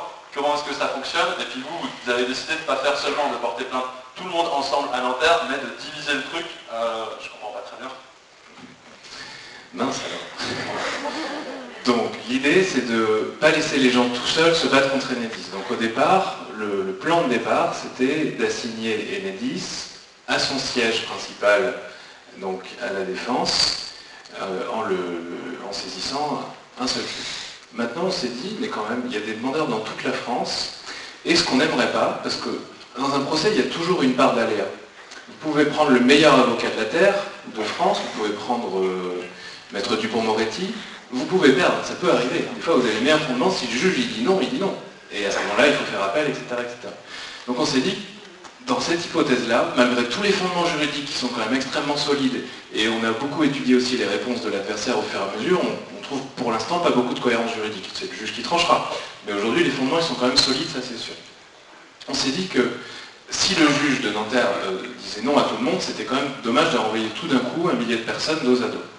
Donc, on s'est dit qu'on pouvait saisir aussi des tribunaux locaux, déjà parce que ça vous apportait en plus des garanties supplémentaires. C'est-à-dire que vous allez pouvoir, c'est bête à dire, mais vous allez pouvoir facilement accéder à assister à votre procès. Pour Valence, là aujourd'hui, il y a un peu plus de 70 inscrits. Si on passe effectivement à 100 personnes qui sont inscrites localement, donc dans la Drôme, le procès va avoir lieu à Valence. C'est quasiment sûr, je dirais que même c'est sûr, par rapport au nombre de personnes qui s'inscrivent actuellement par jour. Et les autres, ils vont être défendus dans leur région. Alors c'est des régions un peu spéciales, c'est les régions Enedis. Il y en a 25 en France. Soit ils sont en dessous de 100 participants et dans ce cas ils vont être regroupés à Nanterre.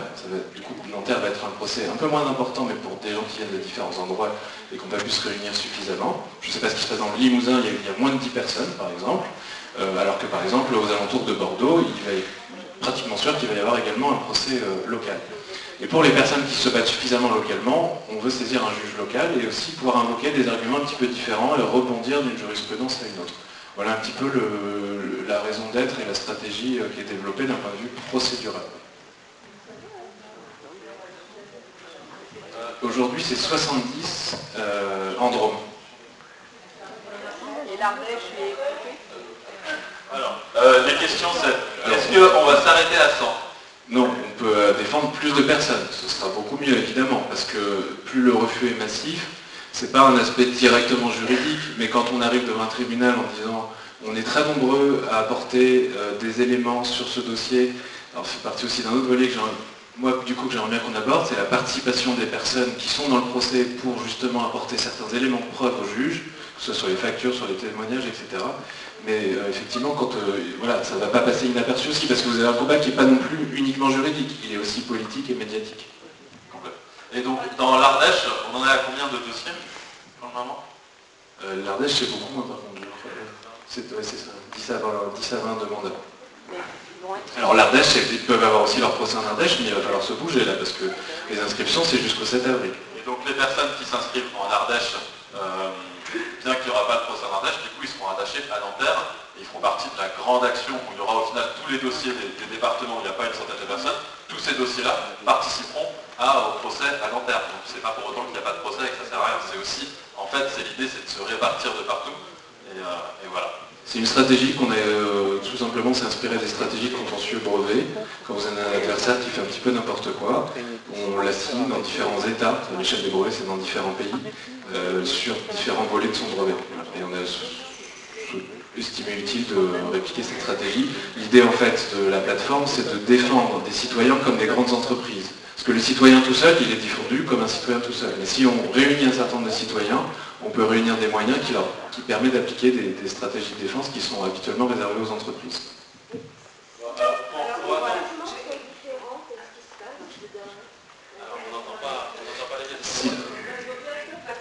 Je pense qu'on va faire une session de questions ensuite.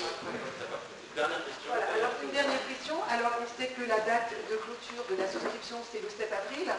Et donc on a eu des demandes après donc, le 7 avril. Donc on a bien retenu qu'il y a la possibilité donc, de souscrire. Donc le coût serait de 480 € donc, pour un groupe de 10 personnes. Ou alors de souscrire à titre individuel. Je vous laisse expliquer après les possibilités, ou pas peut-être, parce que vous m'avez dit que peut-être il n'y aurait pas de dossier, après vous reprendrez pas de dossier. Alors le problème c'est qu'il y a des gens qui veulent que ça dure plus longtemps et d'autres qui veulent que maintenant on y aille parce que ça fait un petit moment. Donc, nous on va y aller après le 7 avril, on passe en phase de préparation des dossiers, etc. Si on reste avocat, on peut défendre individuellement des personnes, mais là on repasse sur des tarifs qui sont classiques, effectivement c'est 480 € par personne par groupe de 10. Donc c'est beaucoup plus, et c'est des calendriers individualisés, etc., etc. Donc le mieux, si vous voulez être dans la partie des gens qui refusent, il faut être avant le 7 avril. Peut-être qu'on fera pour les gens qui se disent, bah, moi j'ai loupé le train, je ne savais pas que ça existait, etc., etc., une liste d'attente, et qu'en fonction soit du résultat à Valence, soit de la possibilité de se rajouter dans le procès si l'option procédurale est offerte, à ce moment-là, on pourra peut-être les rajouter. Mais le 7 avril, ça reste quand même une date de clôture principale. On va faire donc une petite série de questions sur la procédure judiciaire. Juste savoir pratiquement comment les gens doivent agir, quels documents ils doivent apporter. Alors, donc l'idée par rapport à ce coup-là, c'est de fonctionner le plus possible en ligne. Vous voyez qu'on n'est pas technophobe, on fonctionne avec Internet. Et en même temps, on essaie aussi de s'adapter, mais là, je dois reconnaître que c'est grâce à un énorme coup de main des collectifs qui tiennent une permanence locale à Valence, donc dans la permanence de Michel Rivasi, je crois, d'Europe Écologie Les Verts, pour accompagner les gens qui ne souhaitent pas passer par Internet pour s'inscrire. Dans le schéma classique, on a 99% des dossiers, ce sont des gens qui se sont inscrits en ligne. Donc ils ont une petite procédure en ligne qui est assez simple, ils choisissent, donc ils décrivent les éléments essentiels de leur dossier, ils choisissent leur manière de régler le forfait, et ensuite ils vont avoir accès, ça ouvre la semaine prochaine, à un espace client, avec un petit système de feu tricolore qui dit voilà, donc pour votre dossier au niveau de qui est demandeur, on a tout ce qu'il faut. Par contre, pour votre compteur, on ne sait pas encore quel est le numéro, par exemple, de PTL, le point de livraison. Donc il y a une petite alerte qui va s'afficher, la personne devra rajouter son point de livraison. Au final, tout ça, donc c'est assez en mode conduit, donc on essaie d'accompagner les gens en même temps pour rester sur des honoraires qui sont très faibles. Il y a une partie où c'est la personne qui participe et qui saisit son dossier. Et ça se fait essentiellement comme ça. Au niveau, pour vous répondre complètement, au niveau des pièces justificatives, il va y avoir des éléments essentiels. Ça va être la dernière facture d'électricité, pour prouver au juge que vous avez bien un contrat, que vous n'apparaissez pas comme ça de nulle part, vous avez bien un contrat de distribution, enfin de fourniture et donc de distribution d'énergie. Il va y avoir les pièces d'identité, parce que quand on va en justice, il faut justifier de son identité. Il va y avoir, pour les personnes qui sont malades, donc soit électro-hypersensibles, mais on étudie également l'hypothèse des personnes qui sont diabétiques et des personnes qui ont des problèmes de thyroïde, parce qu'on a des études, il existe des études pour ces personnes-là, qui tendent à montrer qu'il existe un lien de causalité entre les champs électromagnétiques, une surdose ou une surexposition, une exposition chronique, ça dépend des études, et la genèse ou l'aggravation de leur pathologie. Donc on est en train d'étudier la création d'une espèce de groupe d'arguments supplémentaires pour ces personnes-là. Donc pour les personnes malades, un certificat médical. Quand vous l'avez, le contrat que vous aviez signé au départ avec EDF ou autre, parce que ça vous permet d'apporter des éléments au juge, je ne crois pas que j'oublie grand-chose. Dans tous les cas, le système d'inscription, il vous le rappellera quand il manquera quelque chose.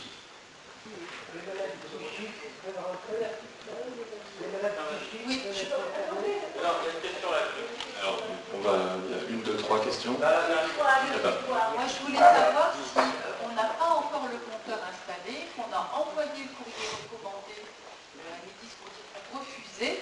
Est-ce qu'on a intérêt à adhérer à la procédure judiciaire? Oui. Alors, vous avez la liberté de choisir. Ceci dit, ce que répond Enedis aux lettres recommandées, ils le disent à l'Assemblée nationale, c'était le 14 décembre dernier lors des tables rondes, ils ont dit qu'ils ne tiendraient pas compte des refus. Et c'est effectivement ce qu'on observe depuis le début. Dans des cas extrêmement exceptionnels avec une pression médiatique, ils ont tenu compte d'un ou deux refus par-ci par-là, mais dans la majorité des cas, ils cherchent à passer en force. Donc la lettre recommandée vous servira juste à montrer au juge que vous avez exprimé votre refus, en plus de Enedis, c'est oublié de vous demander votre consentement, parce que pour nous c'est ça le point de départ en droit, mais ça va, à notre sens, de ce qu'on observe, pas suffire pour vous protéger. Ils tenteront de le poser, ou même quand ils ne le posent pas, de toute façon, il y a le courant porteur en ligne. Pour les malades psychiques et les personnes qui ont des kills cardiaques et tout ce qui s'ensuit, vous rentrez dans la procédure. Ça va être du cas par cas, on n'a pas de catégories qui sont prévues dans ce cas-là. Le malade psychique, je ne vais pas forcément voir le lien avec Linky et je ne vais pas forcément avoir d'études à montrer au juge disant qu'il y a un lien. Alors non. Après ça peut se... Vous pouvez nous gronder, nous dire mais attendez, moi je vais vous montrer, j'ai des études, etc. etc. Et pour les pacemakers, c'est une question éminemment complexe qui à mon sens est plus individuelle. Mais si des personnes sont concernées, ils peuvent nous faire part de leur dossier, on leur dira si effectivement on peut les défendre ou pas sur ce terrain-là. Notre but c'est d'être le plus solide possible devant le juge et pas d'invoquer à tout va non plus. Je voulais simplement savoir... Je l'approche, bon. Donc j'ai assisté à une réunion d'Enedis à Montéléger. Et il faut donc envoyer une lettre recommandée à Enedis. C'est ma question. Alors, ma réponse, c'est Enedis, juridiquement, à mon sens, aurait dû vous demander votre consentement avant d'envisager de poser l'ordinateur Linky, qui est un système informatique en réalité. Ceci dit, pour vous défendre du mieux possible, j'estime qu'il est préférable en plus de faire une lettre pour dire non seulement Enedis, ce que je vais plaider au juge, non seulement Enedis n'a pas demandé le consentement de monsieur, mais en plus monsieur s'était expressément exprimé pour refuser ce compteur. Oui, on nous a dit très simplement que les compteurs seraient posés au cours du mois de mai. Voilà, il n'est pas posé. C'est la question que je pose. La question, je dis, j'envoie une lettre recommandée. Oui. Alors, je ne sais pas si on pourra montrer l'adresse du site, il y a un modèle de lettre qu'on propose. Vous pouvez en prendre le nôtre ou d'autres. Nous, on a fait simple, comme de toute façon Enedis soit ne répond pas, soit de toute façon ne prend pas en compte. L'idée c'est simplement de viser les fondements essentiels de la demande et après les avocats prennent leur relais dans le cadre de la procédure. Bonjour. Donc la question que je pose, moi, c'est que je ne suis pas encore accordée, je suis en travaux, et Enedis me dit, vous n'avez absolument pas le choix, vous êtes Enedis et Rampa, c'est-à-dire l'installateur, me dit, je ne peux pas vous poser n'importe quel compteur, ça sera obligatoirement Linky. Est-ce que votre procédure m'aidera à éviter ce Linky dont je ne veux pas pour des questions de santé? Alors, je réponds juste du coup, j'ai un complément que j'ai oublié sur la lettre. Non, pour moi, c'est pas nécessaire, autrement que pour une raison politique, de l'envoyer au maire. Voilà. D'un point de vue juridique, pour le référé qu'on organise, il n'y a pas besoin. Après, il y a une liberté de le considérer différemment. Sur les nouveaux raccordements, vous pouvez faire partie de l'action à une condition, parce qu'en droit, on ne peut pas agir pour ce qu'on appelle un intérêt à agir qui serait hypothétique ou futur. Il faut que l'intérêt en droit soit né et actuel. Et moi, sur les éléments juridiques de base, j'ai pas envie de mettre les gens dans une situation difficile par rapport à Enedis. Donc, ça suppose qu'au 7 avril au plus tard, ou vraiment dans les quelques jours qui vont suivre, vous ayez à la fois votre demande de raccordement faite sans Linky, et la réponse écrite d'Enedis qui dit non, si on vous installe, c'est uniquement avec Linky. À ce moment-là, j'estime que j'ai les éléments suffisants à présenter au juge. Si c'est plus tard, dans ce cas, ça ne sera pas possible dans le cadre de cette action. Est-ce qu'il faut s'attendre à ce qu'ils fassent appel et les cours de cassation et tout le reste? Alors, je ne connais pas quelle est leur... Vous faites très bien de poser la question. Donc, je ne connais pas quelle sera leur stratégie.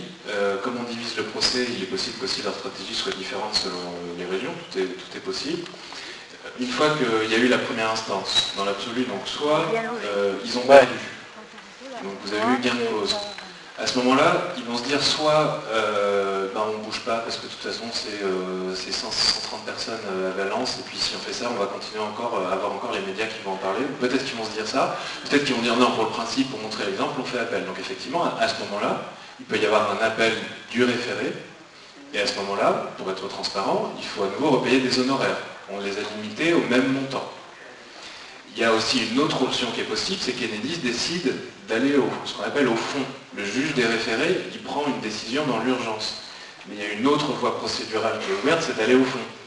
On peut se dire que par exemple Enedis, si elle perd, se disent bon, en référé, ça se passe pas très bien pour moi, je vais aller au fond pour pouvoir invoquer plus d'arguments, etc., etc. Je ne suis pas sûr qu'ils iront sur ce terrain-là, parce qu'aujourd'hui, quand je vois les arguments qui sont invoqués sur les questions de la directive, du règlement au niveau français, de la loi de transition énergétique et des conditions générales de vente, si j'étais eux, je ne leur conseillerais pas d'aller au fond. Mais évidemment, je ne suis pas eux, je ne suis pas leur conseil, je ne suis pas maître de leur stratégie.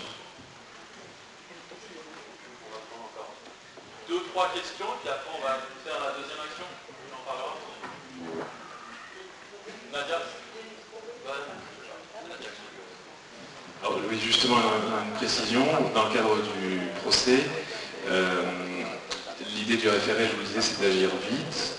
Après, il y a quand même une procédure qui est une dimension collective qu'il faut préparer. Aujourd'hui, le calendrier que l'on a, il est probable que l'on agisse début juin. Ça pourrait être, par exemple, le 6 juin, parce qu'à Valence, les audiences ont lieu le mercredi matin, les audiences de référé. Question ? Juste une chose, pour ceux qui construisent en neuf, ils peuvent acheter leur compteur sur Internet et faire poser par un électricien. Donc ça se vend sur Internet, les compteurs. Mais ça passe pas. Ça passe. Vous pouvez aller mais la photo, comme ça, vous comptez, de toute façon, c'est pas une liste. Il faut mettre le micro par la bouche. Oui, j'ai dit qu'on regarde sur Internet. Voilà. Et les compteurs sont en vente vite. Non, mais donc, mais ils n'en veulent pas. Parce qu'ils vous disent ça, mais ça marche quand même. Donc, plutôt que de l'avoir, vous pouvez l'acheter. Donc, voilà. Donc, si je comprends bien la question, c'est bon à savoir ça pour ta fille. Son compteur soi-même en l'achetant sur Internet. Ça va poser toute une série de sous-questions. Le problème du plombage du compteur actuel, le problème de la preuve du relevé. Enedis va dire mais qu'est-ce qui prouve qu'entre le nouveau compteur et l'ancien, vous n'avez pas entre-temps beaucoup utilisé votre électricité, on ne connaît pas les dates exactes. Donc, la question du protocole que vous allez suivre, par exemple avec un huissier, Ta fille, ce changement, il n'y a pas ce problème parce qu'elle démarre. entre-temps sur le volume consommé. Oui, mais si elle a final, vous allez être dans une procédure qui est assez complexe. Ça peut être intéressant. Bonsoir. Moi, je n'ai pas encore de compteur à la maison. Le premier compteur est arrivé lundi dans mon quartier. Il y a donc un condensateur, qu'est-ce que vous avez dit tout à l'heure, Un concentrateur. Condensateur. Le temps de durer la prise en charge de l'assistant de Qui c'est qui parle? pour l'instant, je me renseigne simplement. Donc, si je prends cet assistant juridique, ça dure combien de temps? Alors, c'est pas une assistance juridique, c'est la mise en œuvre d'un procès pour les personnes qui le refusent. Moi, je suis dans ce cas-là, je le refuse, parce que nous, on nous avait sur Charonne que c'était au mois d'avril. Ah oui, d'accord. Alors, il y a 2 cas de figure. Soit au moment où le juge statue, même si moi je vous dis, même si je vous dis on assigne demain, peut-être qu'Enedis demandera un report, ils auront un report de 15 jours à mois, mais on n'est pas, c'est une procédure d'urgence, on n'est pas à jour fixe avec des dates extrêmement précises. C'est une voie rapide, mais c'est pas un train, c'est pas le bon jour aujourd'hui pour dire ça, mais avec un horaire extrêmement précis annoncé à l'arrivée. Donc à ce moment-là, au jour où le juge statue, soit si le compteur a déjà été remplacé, c'est ce que j'expliquais tout à l'heure, des mesures de remise en état, soit si le compteur n'a pas encore été remplacé à ce moment-là, des mesures de conservation pour dire j'ai réussi à sauver entre guillemets mon compteur jusque-là, je demande à ce que Enedis soit enjointe à ne pas y toucher. Donc qu'est-ce qu'il faut faire concrètement? Je veux dire, il faut... Si vous souhaitez qu'on vous défende, à ce moment-là, il faut s'inscrire et donner les justificatifs évoqués tout à l'heure. On va prendre une dernière question, on ne peut pas prendre toutes les questions, on reprend une autre question juste après. On reprend une autre question après, pour parler de la deuxième action en justice. Oui, admettons qu'on l'emporte au niveau de la Drôme. Est-ce que ça ferait jurisprudence sur toute la France? C'est une très bonne question. En droit français, contrairement au droit américain par exemple, la jurisprudence ne lit pas le juge. C'est-à-dire que le juge n'est pas obligé de reproduire toujours la même décision, à la condition d'être dans les mêmes circonstances de départ. Donc il est possible qu'en Drôme on gagne, et puis qu'un autre juge, même plus tard, dise « Ah mais moi je ne suis pas convaincu parce que par exemple entre-temps Enedis a invoqué de nouveaux super arguments, et en fonction de ces nouveaux super arguments, je ne vous donne pas raison comme en Drôme. » L'inverse est aussi tout à fait possible, qu'il y ait par exemple demain matin une décision qui dise Linky c'est très bien et le consommateur ne peut pas refuser.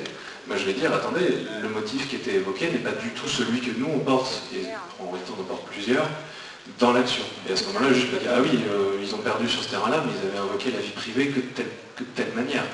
Nous, on invoque les choses d'une manière différente, avec des preuves différentes. Donc il risque d'y avoir clairement un florilège de décisions qui peuvent être différentes, il peut y avoir une unanimité, il peut y avoir des divergences, tout est possible. Mais c'est ça aussi l'intérêt d'un contentieux qui est éclaté dans différentes juridictions, c'est que ça peut permettre de rebondir et d'éviter ce qu'aurait été éventuellement. C'est un scénario catastrophe, mais on a aussi le devoir de les envisager, la décision qu'aurait été pour 1 millier de personnes tout d'un coup qui dit non. Alors pour compléter, de toute manière, ça ne sera pas une finalité. Même quand on aura gagné ce procès, ça ne sera pas la fin, et ça ne sera pas fini tout le déploiement. Pour nous, vraiment avec Michel Rivasi, l'idée c'est que c'est quand même qu'une première étape pour obtenir après à un échelon politique, à un échelon de plus grande échelle pour tous les citoyens, pas seulement le 1 500 qui seront dans cette classe action, c'est vraiment d'obtenir après une jurisprudence à un grand niveau, mais il faudra une action politique, il faudra vraiment une action de plus grande échelle, mais je pense que notre victoire sera un argument supplémentaire, en tout cas, qu'on appelle. Cette victoire-là, et puis en fait, vous préparez du coup une deuxième action en justice. Tu mentionnais Corinne Lepage tout à l'heure, donc en partenariat avec Corinne Lepage, qui sera tout aussi importante, je pense. Tu peux nous en parler un petit peu, puis après, on reprend ton question. Ok. Donc l'autre action en justice, on va répondre après aux questions.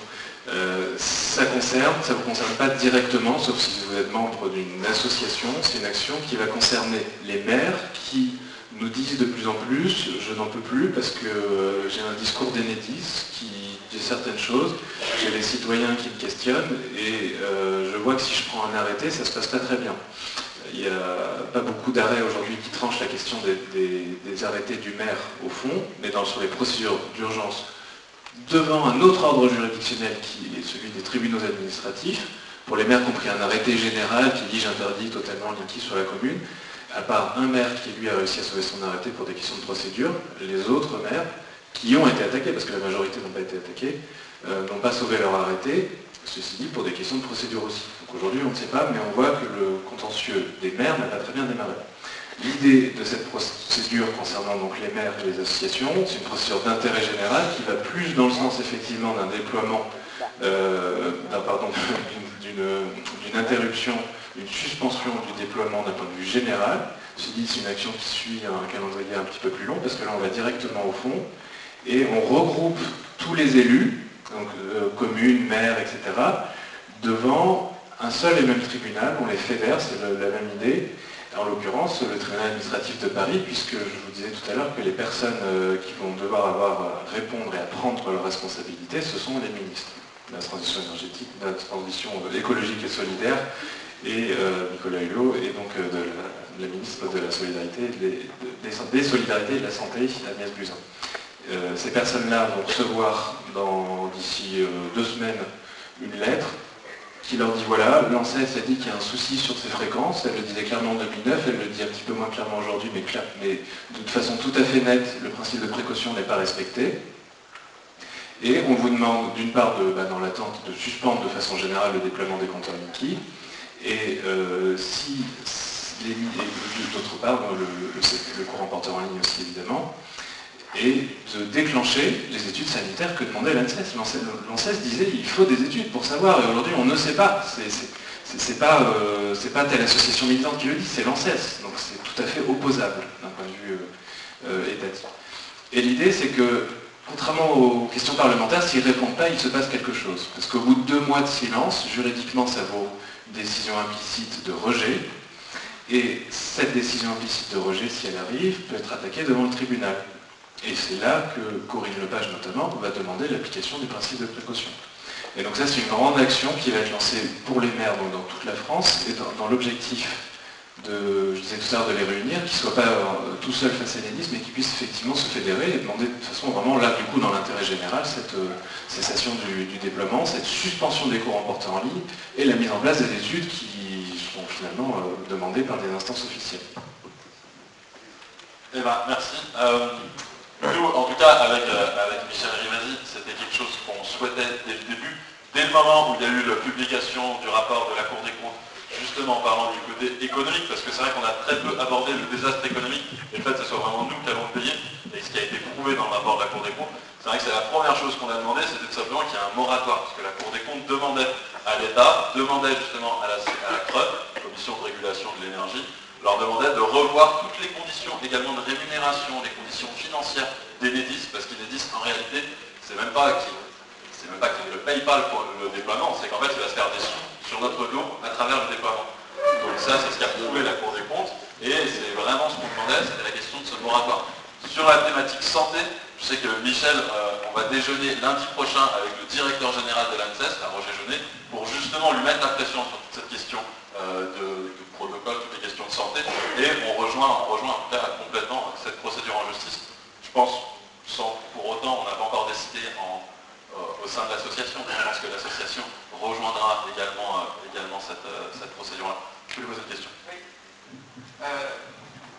En ce qui concerne les communes, j'ai une question à vous poser, parce que ça revient régulièrement, la propriété des compteurs. Voilà. Est-ce que vous pouvez nous parler de ça?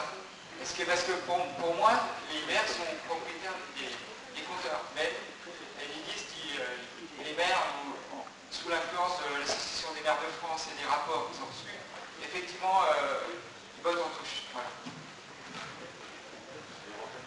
Alors le fait que les compteurs soient la propriété des communes, c'est inscrit dans la loi, donc il n'y a pas de difficulté là-dessus. Et le fait que ce sont des biens de retour, c'est le Conseil d'État qui le dit. Ce qu'Enedis invoque, c'est oui, mais dans la mesure où vous m'avez délégué la gestion via les syndicats d'énergie de ces compteurs, je peux le changer. Et d'ailleurs, je mets un Linky, c'est un compteur qui est beaucoup mieux, donc il n'y a pas de problème. Si, il y a quand même un problème. Parce que la valeur de ce compteur, tout dépend comment on l'aperçoit. Si on se place du point de vue d'Enedis et on se dit ah oui, ce compteur c'est un instrument fondamental du big data, donc effectivement c'est la machine à cash et il a une grande valeur. Si on se place du point de vue des consommateurs et du désastre aujourd'hui en termes d'acceptabilité, en termes de rejet, plus fort que de l'acceptabilité, en termes de refus massif de ce compteur, il a une valeur économique qui est beaucoup plus faible. On peut aussi se placer d'un autre point de vue, c'est la durée de vie. On sait que ces compteurs sont prévus pour 20 ans, on trouve à l'intérieur des dispositifs qui durent plutôt 10 ou 15 ans en fonction des conditions météorologiques, notamment pour les compteurs à l'extérieur. Les anciens compteurs sont le plus sur une durée de 60 ans, donc je ne suis pas sûr qu'Enedis soit dans son bon droit. Cependant, dans le cadre d'une action, les particuliers, on ne peut pas invoquer le droit de propriété de quelqu'un d'autre. Vous ne pouvez pas aller devant le juge et dire ils ont dégradé la voiture de Madame Intel, je vous demande des dommages-intérêts ou je vous demande qu'il lui répare sa voiture. C'est la propriété de quelqu'un d'autre, en l'occurrence des communes. Donc on ne peut pas, quand on est particulier, dans le cas d'un tel recours, aller devant le juge et dire j'invoque la propriété des compteurs. Donc ça fait partie d'un aspect qui ne sera pas, il sera peut-être évoqué, mais il ne sera pas invoqué contre Enedis sur cet aspect-là. On a d'autres points qui sont largement suffisants à notre sens. Je vous donne un autre exemple pour comprendre le problème de la propriété. Vous estimez que Linky vous cause un certain nombre de nuisances. Vous auriez un voisin qui utiliserait un système son, une chaîne hi-fi qui vous causerait des nuisances. La question, ce ne serait pas de savoir à qui elle appartient, même si elle était à vous ou à lui, peu importe. La question, c'est celle des nuisances, des violations d'un certain nombre de droits que vous cause ce matériel, peu importe à qui il appartient. Merci pour la précision. Avant de prendre des questions pour en première, juste pour vous rappeler que du coup l'association, on l'a créée il y a très peu de temps. L'idée c'est vraiment d'organiser le maximum de réunions comme ça d'information, faire venir des grands avocats, d'organiser des super événements. En tout cas, on a besoin d'aide, on a besoin que vous nous rejoigniez. Donc si vous voulez adhérer, il y aura des gens de l'association qui sont au fond et qui ont des bulletins d'adhésion, donc vous pouvez aller adhérer. Et comme ça, on a aussi besoin de coups de main pour gérer tous les trucs qu'on gère. On met en place du coup des permanences pour accompagner les personnes qui ont encore des questions, qui ne sont pas vraiment sûres et qui veulent qu'on les aide à mettre le dossier en place. Donc je vous donne les dates des 2 prochaines permanences. La prochaine, c'est le mercredi 28 mars, de 13h à 16h. La suivante, ce sera le mercredi 4 avril, au même horaire, de 13h à 16h. Et à chaque fois, c'est à la Maison de l'écologie, qui se situe au 44 avenue de Verdun, à Valence.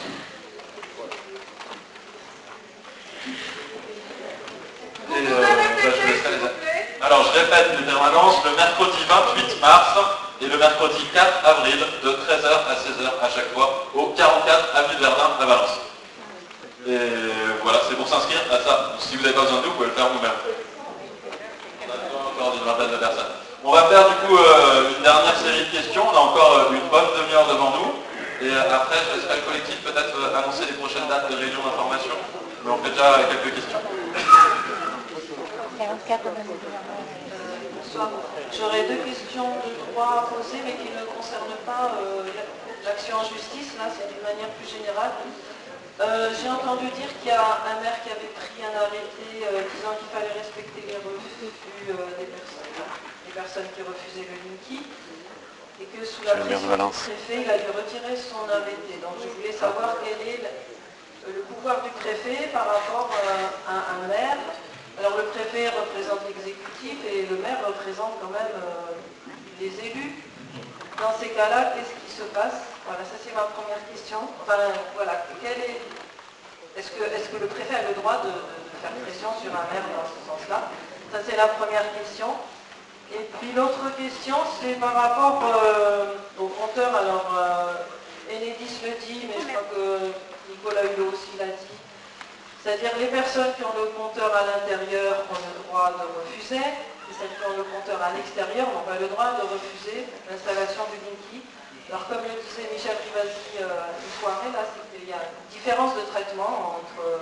On est tous les mêmes clients chez Enedis, on est clients encore, on n'est pas encore des produits, on est encore des clients. Est-ce qu'ils ont le droit de faire la différence entre compteur intérieur, compteur extérieur? Alors c'est sûr qu'ils ne vont pas y aller de force, ils ne vont pas rentrer de force, mais ils ont le droit de dire qu'on fait la différence entre ceux qui ont le compteur à l'intérieur, qui ont le droit de refuser, ceux qui ont le compteur à l'extérieur, qui n'ont pas le droit de refuser. Alors oui, la phrase de Nicolas Hulot est plus alambiquée encore.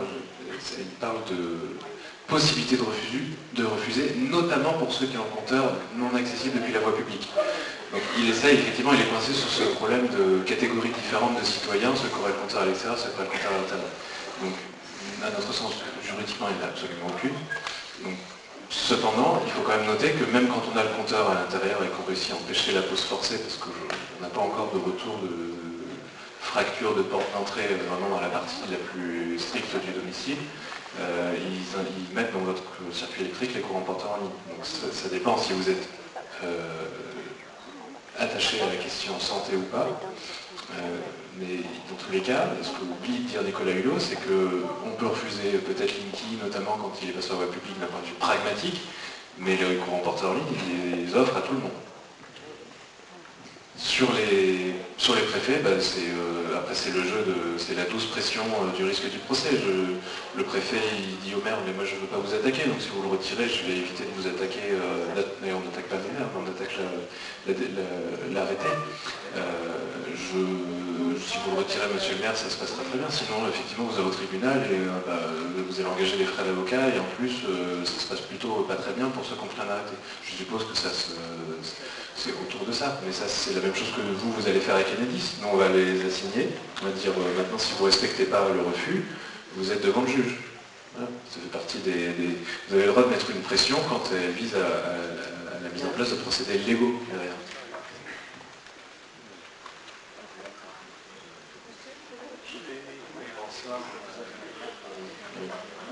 Donc c'est concernant la plainte au TGI, donc ce serait bien de rapprocher les gens d'Ardèche à ceux d'Avaux, parce qu'en fait Enedis et Enedis Valence qui installent Drôme-Ardèche. Ce serait bien que les deux départements, les gens, les clients des deux départements, soient regroupés pour le TGI de Valence. Alors juridiquement, je ne veux pas vous emmener face à un mur, on ne peut pas juridiquement mettre Drôme et Ardèche devant un même tribunal, sauf si c'est devant un tribunal de Lyon. Mais comme c'est la Drôme qui est extrêmement moteur, on a estimé, c'était l'idée de cette action locale, c'était qu'on saisisse le tribunal de Valence pour les gens de la Drôme. Si l'Ardèche veut un procès local, dans ce cas, il faut soit effectivement, d'ici le 7 avril, qu'il y ait énormément de mobilisation, soit que l'Ardèche, plus le 69, etc., la partie Sillon-Rhodanien, ça c'est la compétence juridique au niveau d'Enedis, c'est la direction régionale Enedis, à ce moment-là se mobilise. Mais ce ne sera pas non plus une tare peut-être défendue à Valence. D'ailleurs, Corinne Lepage interviendra sur le procès à Nanterre, pardon. Mais Corinne Lepage interviendra aussi sur le procès à Nanterre, y compris pour les particuliers. Voilà, enfin, l'idée c'est juste de diviser le contentieux. Après, vous n'allez pas être moins bien défendu en fonction de tel ou tel tribunal.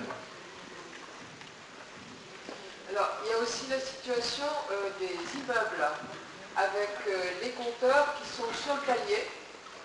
Et personnellement, je suis rentrée d'hospitalisation avec le compteur installé, sans qu'il y ait évidemment eu de consentement. Voilà. Donc, qu'est-ce que je dois faire? Alors, si vous ne participez pas, si vous ne rejoignez pas directement l'action en justice, vous faites partie des personnes qui auraient vraiment intérêt à faire quelque chose que vous aviez en entrée dans la salle, une attestation. Ça fait partie des éléments de cette procédure, c'est que les avocats ont fait un certain travail, mais il y a une partie qui dépend beaucoup de vous. Il nous faut des éléments de preuve. Il y a des choses aujourd'hui qui vous paraissent évidentes, tous les problèmes rencontrés avec Linky. Devant un juge, ça ne se vote pas comme ça. Les articles de presse, c'est pas suffisant. Il faut respecter une certaine forme. Et je vous invite très grandement, pour ceux qui ne participent pas ou ceux qui connaissent des gens qui ont vu des événements choquants, un poseur qui fait du forcing, etc., à remplir cette attestation et à nous la renvoyer avec la photocopie de la pièce d'identité pour qu'on puisse justifier de qui a signé cette attestation. Maintenant, si vous décidez d'intervenir à titre personnel, vous le pouvez. C'est pour ça que nous, l'angle d'approche, encore une fois, c'est la délivrance d'un courant propre. Peu importe qu'ils aient installé entre-temps de force 3 ou 4 autres personnes qui n'ont pas bougé dans l'immeuble. Mais le courant propre sera chez moi. Les voisins qui habitaient avec son équipe sur le palier... Je veux juste compléter sur la question des témoignages, parce que c'est aussi une des missions qu'on s'est donnée au sein de l'association, c'est vraiment de recueillir au maximum tous les témoignages. Donc tout ce que vous avez, tout ce que vous venez nous dire, ce qu'il faut c'est vraiment le mettre par écrit et nous l'envoyer. Et comme ça, nous, c'est vraiment consigné avec votre nom, votre prénom, une photocopie de la carte d'identité. Et c'est tous ces témoignages qui vont nous permettre d'agir et d'être le plus efficace pendant le procès. Donc vous pouvez faire directement avec la fiche qui vous a fournie au début, mais, enfin qui est à l'entrée de la salle. Mais vous pouvez également le faire lors de nos réunions avec l'association, et pas seulement à l'oral, quoi. Écrivez-le, envoyez-le nous par mail, envoyez-le nous, donnez-le nous, et on recueillera tout ça. Voilà. Soyez extrêmement simple dans le témoignage. Simplement, tel jour j'ai vu ça, j'ai vu un poseur molester telle dame à telle heure en lui disant que le Linky était obligatoire. J'ai constaté depuis que j'avais le Linky que j'ai tel et tel symptôme, mais très court et très simple. Et c'est avec ça qu'on peut avoir des éléments solides devant le juge. Voilà, bonjour monsieur. Une question là. Voilà, la question c'est que j'ai reçu le relevé d'EDF qui date du 13 mars. Et quelques jours après, je reçois alors donc encore par l'EDF, et là c'est Energy qui me dit qu'ils vont installer le Linky. Bon. Et entre-temps, je regarde sur mon relevé d'EDF, l'index du relevé a été fait déjà par Enedis. Et ma facture précédente, parce que là, moi, je n'avais pas fait attention, je l'ai regardé et je me suis aperçu qu'il y avait un relevé fait par moi et l'autre relevé était fait par Enedis. Précédemment déjà, les mois précédents. Et là, je reçois la lettre donc en date du 13 mars, en me disant qu'on va m'installer le Linky. Bon, entre-temps, le compteur, il se trouve au fond d'une placette qui est déjà privée. Il y a une pelouse qui est privée aussi. Et le compteur se trouve, après cette pelouse, sur mon mur d'enceinte. Est-ce que déjà le Linky a été installé? Alors là, pour le coup, on ne peut pas vous dire. Il faut vérifier. Vous savez qu'ils ont une jolie couleur haut. Et c'est à partir de J'ai ça rien que compris. si effectivement le Linky a été installé. J'en profite pour répondre à la question que vous posez aux camarades d'à côté, Georges, sur les barricades. Est-ce que c'est un petit peu, voilà, quand on voit le compteur, est-ce qu'on peut protéger ou pas? Alors, ça peut être une autre voie, l'action sur les barricades, mais ça peut être complémentaire. Mais il ne faut pas le faire n'importe comment, parce que souvent à côté du compteur, il y a un dispositif de coupure de l'électricité en cas d'urgence, en cas d'incendie ou de choses comme ça. Il ne faudrait pas que quelqu'un qui doive, dans des circonstances extrêmes, couper l'électricité pour que les pompiers puissent intervenir, être bloqué par une porte en métal soudée ou autre. Donc il faut faire attention à cet aspect-là, et il faut, juridiquement, à mon avis, être le plus proche possible d'un droit qui est très très bien acquis et très très bien assis en droit français. C'est comme ça souvent qu'on avance et qu'on se raccroche à des droits qui sont bien établis. C'est le droit de se clore, qui vient de l'article 647 du Code civil, qui dit depuis la fin du Moyen-Âge que vous pouvez vous clore. C'est un droit fondamental qui aujourd'hui est reconnu, y compris aux locataires. Et moi ça ne me choque plus à partir de ce moment-là. Imaginez un entrepreneur qui viendrait chez vous, qui fait un petit peu n'importe quoi comme ce que vous estimez du travail d'Enedis, notamment la question de la pause, la rapidité de la pause, l'absence de consentement, etc. Imaginez que vous ayez décidé de faire refaire votre toit, et puis l'artisan continue à venir tous les jours et à faire n'importe quoi. Vous dites non, maintenant j'utilise le droit de me clore et vous arrêtez de rentrer. Et si vous estimez que vous avez un droit d'accès, c'est à vous de saisir le juge pour dire, c'est ce qui se passe dans le contentieux des locataires et propriétaires, quand un locataire n'a pas envie que le propriétaire rentre pour faire des travaux, il appartient au propriétaire de saisir le juge et de dire j'ai des travaux urgents à faire, je vous demande de m'autoriser à violer le domicile du locataire malgré son refus pour faire ces travaux de réfection. Et vous voyez, du coup, vous renversez la charge de l'attaque. Ça peut être un des procédés. Simplement sur les barricades, n'oubliez pas, sécurité et droit de se clore. Oui, bonsoir, c'est plus un témoignage qu'une question. Plusieurs personnes ont demandé ce qui se passait, comment on envoyait le courrier. J'ai envoyé mon courrier en recommandé à Enedis au mois de janvier. J'ai reçu une réponse en février, donc une réponse qui est assez basique, on va dire, en essayant de me rassurer sur tous les points que j'avais évoqués dans mon courrier. Mais quand même, sur le je vais appeler ça les documents de propagande qui sont donnés, sur la question, le changement de compteur est-il obligatoire? Donc au mois de février, voici la réponse d'Enedis. Oui, il est indispensable et encadré par la loi. Vous ne pourrez donc pas refuser son emplacement. En cas d'obstruction persistante à son changement, vous serez soumis à un relevé spécial payant au moins une fois par an. Alors ça, c'était au mois de février. Je boue intérieurement, parce que en tant que juriste, je vois le rédacteur de cette note qui n'a pas pu écrire que c'était obligatoire. Ouais. Vous avez là un aveu. Tu vois C'est indispensable et encadré par la loi, ça ne veut absolument rien dire en droit. Ça. Ouais, exactement. Il faut savoir qu'Enedis avait souhaité, via ses lobbyistes, que vous soyez une peine d'amende de 1 500 € en cas de refus du Linky. Et les lobbyistes ont rencontré des parlementaires qui étaient sages et qui ont dit non, quand même, en France, on ne va pas forcer les gens à avoir un objet connecté sous peine d'amende de 1 500 €. J'aimerais bien vous le faire, mais ça ne passera probablement pas le cap du Conseil constitutionnel. Et vous voyez effectivement qu'avec cette note, Enedis reconnaît implicitement que ce n'est pas obligatoire. Ils essayent de vous mettre une pression financière en disant qu'ils vous feront payer le relevé. Parce qu'il faudrait des releveurs manuels. Alors déjà, ils sont déjà inclus dans la TURP, la taxe d'utilisation du réseau public d'électricité, la relève à pied.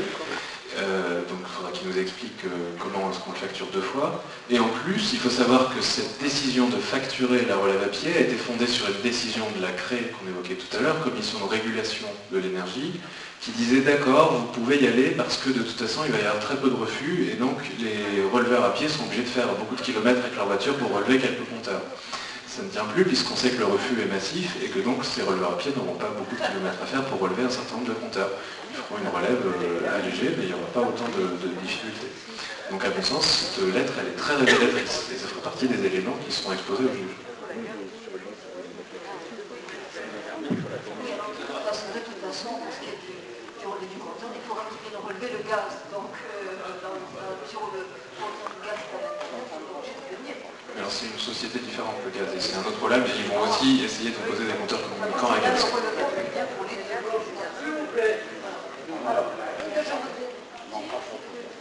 J'ai assisté récemment à une réunion d'Enedis à Malissa Et il a dit que sur Lyon, tout était changé. On avait l'impression que c'était passé comme une lettre à la poste, quoi. Alors je me laisse avouer la vérité là-dedans. Et dernière question, quand on veut faire revenir l'ancien compteur, qu'est-ce que je dois faire maintenant? Non mais je suis inscrite, hein, je suis inscrite. Alors est-ce que je dois faire un courrier avant parce qu'il y a votre procédure ou je dois attendre? Alors, dans tous les cas, nous, on remettra en demeure Enedis pour que tout le monde soit sur le même niveau d'argumentaire. Par exemple, nous, on a insisté sur la partie courant porteur en ligne, sur la partie liberté de choix. Il y a un certain nombre de modèles de lettres qui n'avaient pas été sur ce terrain-là, et donc il y a des gens qui envoyaient des modèles de lettres qui ne correspondent pas. Donc, on va dans tous les cas remettre tout le monde sur le même niveau. Vous pouvez être amené à envoyer le modèle de lettres que nous, on propose sur le site en ligne, si vous êtes dans une situation où vous sentez que ça commence à se rapprocher à la pause. À ce moment-là, vous pouvez l'envoyer avant que nous, on commence la partie collective. Sur la première question, par contre, je ne vous ai pas compris. La première question, c'était sur Lyon. Vous savez, Enedis a dit que tous les compteurs avaient été changés sur Lyon. Et je m'étonne qu'il n'y ait pas eu de protestation, qu'il se passe comme ça. Il y a une action en justice. Est-ce que c'est vrai? Oui, il n'y a pas eu de protestation. Il y a une autre action en justice qui est en préparation.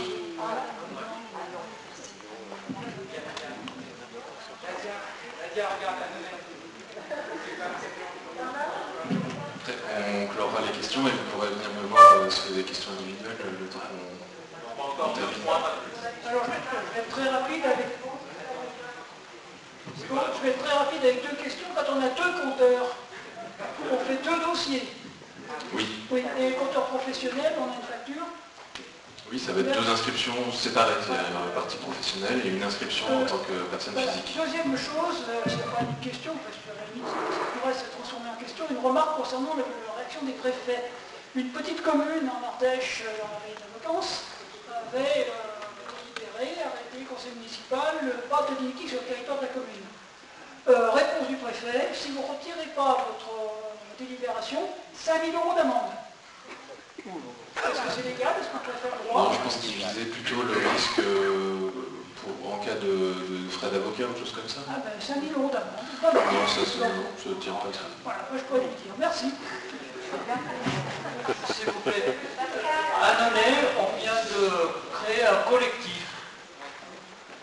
Par rapport à toutes ces démarches juridiques, comment on peut faire intégrer le collectif dans les démarches administratives?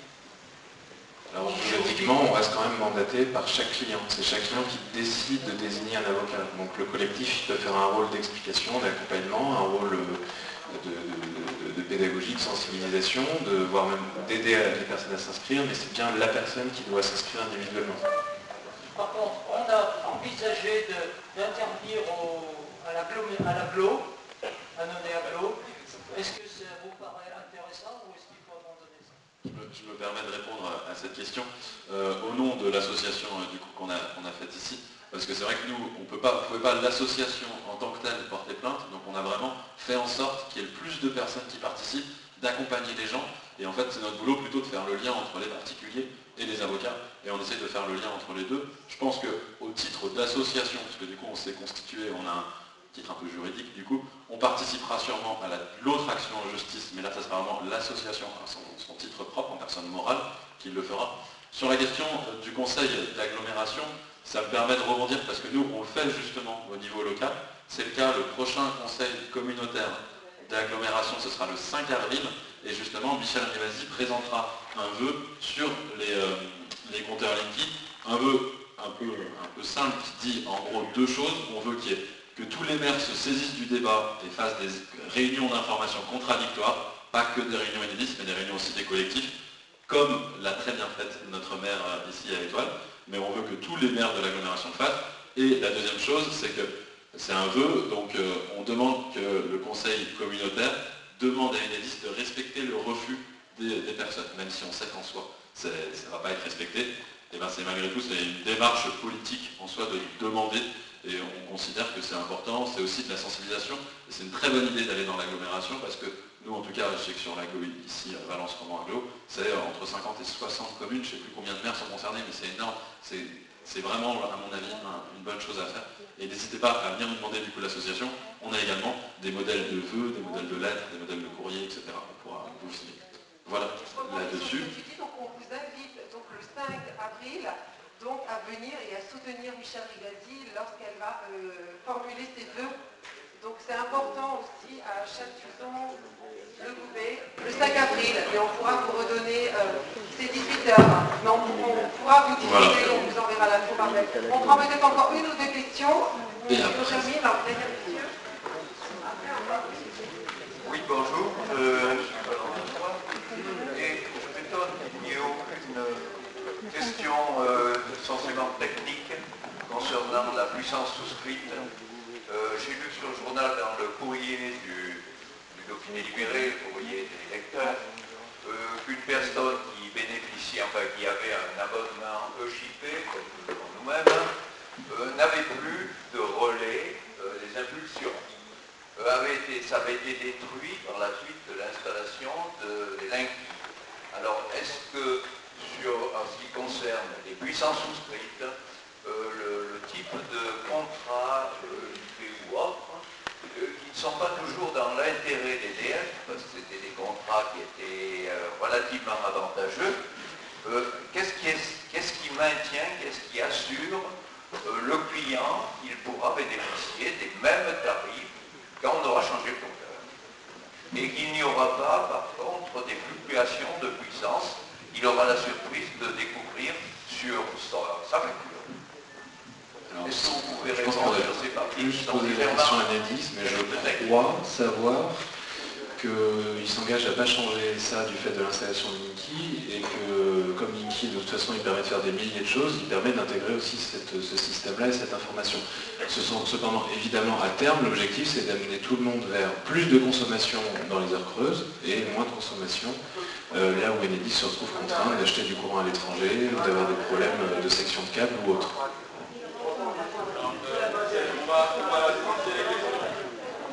Et évidemment, alors, ils sont maillons d'une chaîne, mais ils renvoient vers la question du fournisseur d'énergie, pas forcément toujours producteur d'ailleurs, mais en tout cas le fournisseur. Et c'est le cas, c'était l'exemple de Direct Énergie qui a dit qu'il ferait les offres super creuses. Donc on prend une dernière question, et après, juste un mot de clôture, et puis après je te laisse... Juste une petite question. Mon compteur est à l'extérieur. Le matin, je vois arriver Enedis. Est-ce que je peux les interdire de poser le compteur?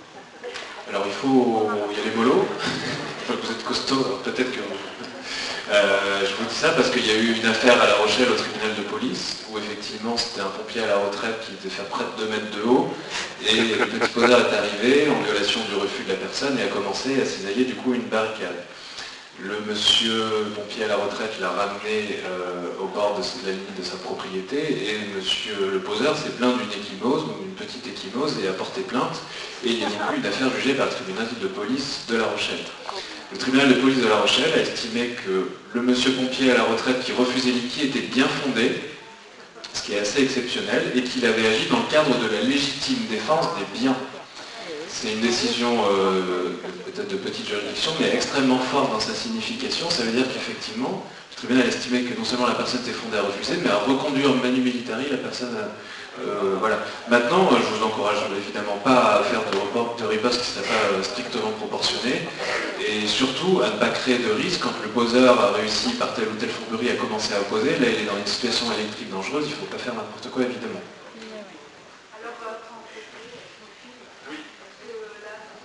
Alors le poseur vous dirait que vous n'avez pas le droit parce que c'est ce qui est marqué sur la fiche que les communiqués Enedis, vous pouvez le faire sur une partie, là vous êtes sur la voie publique par exemple, donc, ou alors vous êtes dans le cadre de l'intervention chez vous, donc la question va se poser différemment que si vous aviez dans une réunion privée et que vous enregistriez ou vous filmiez à l'insu d'une personne.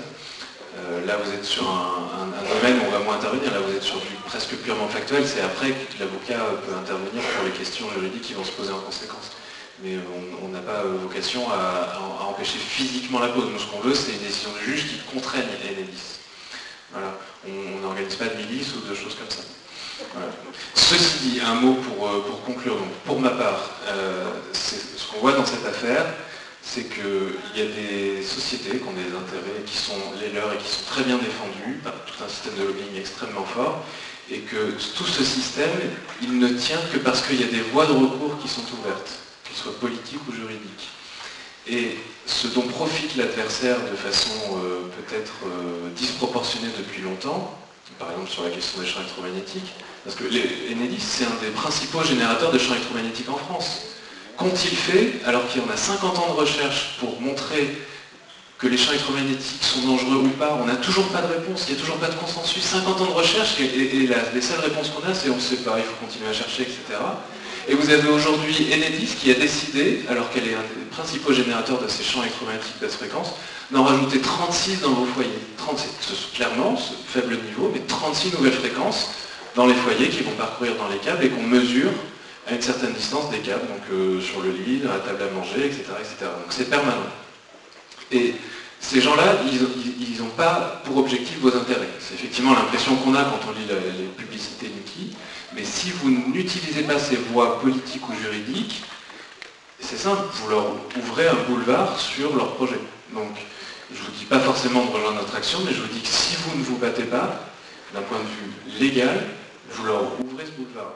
Et c'est ça qu'ils doivent sentir, et c'est ça qu'on sent avec Linky, c'est que là, c'est la démarche intrusive de trop. Ils ont souhaité comme ça rentrer dans les foyers avec leur système informatique, et je crois qu'il est venu le temps de leur montrer que les citoyens français sont aussi des résistants qui ne se laissent pas faire. Voilà simplement ce que je voulais. Bravo.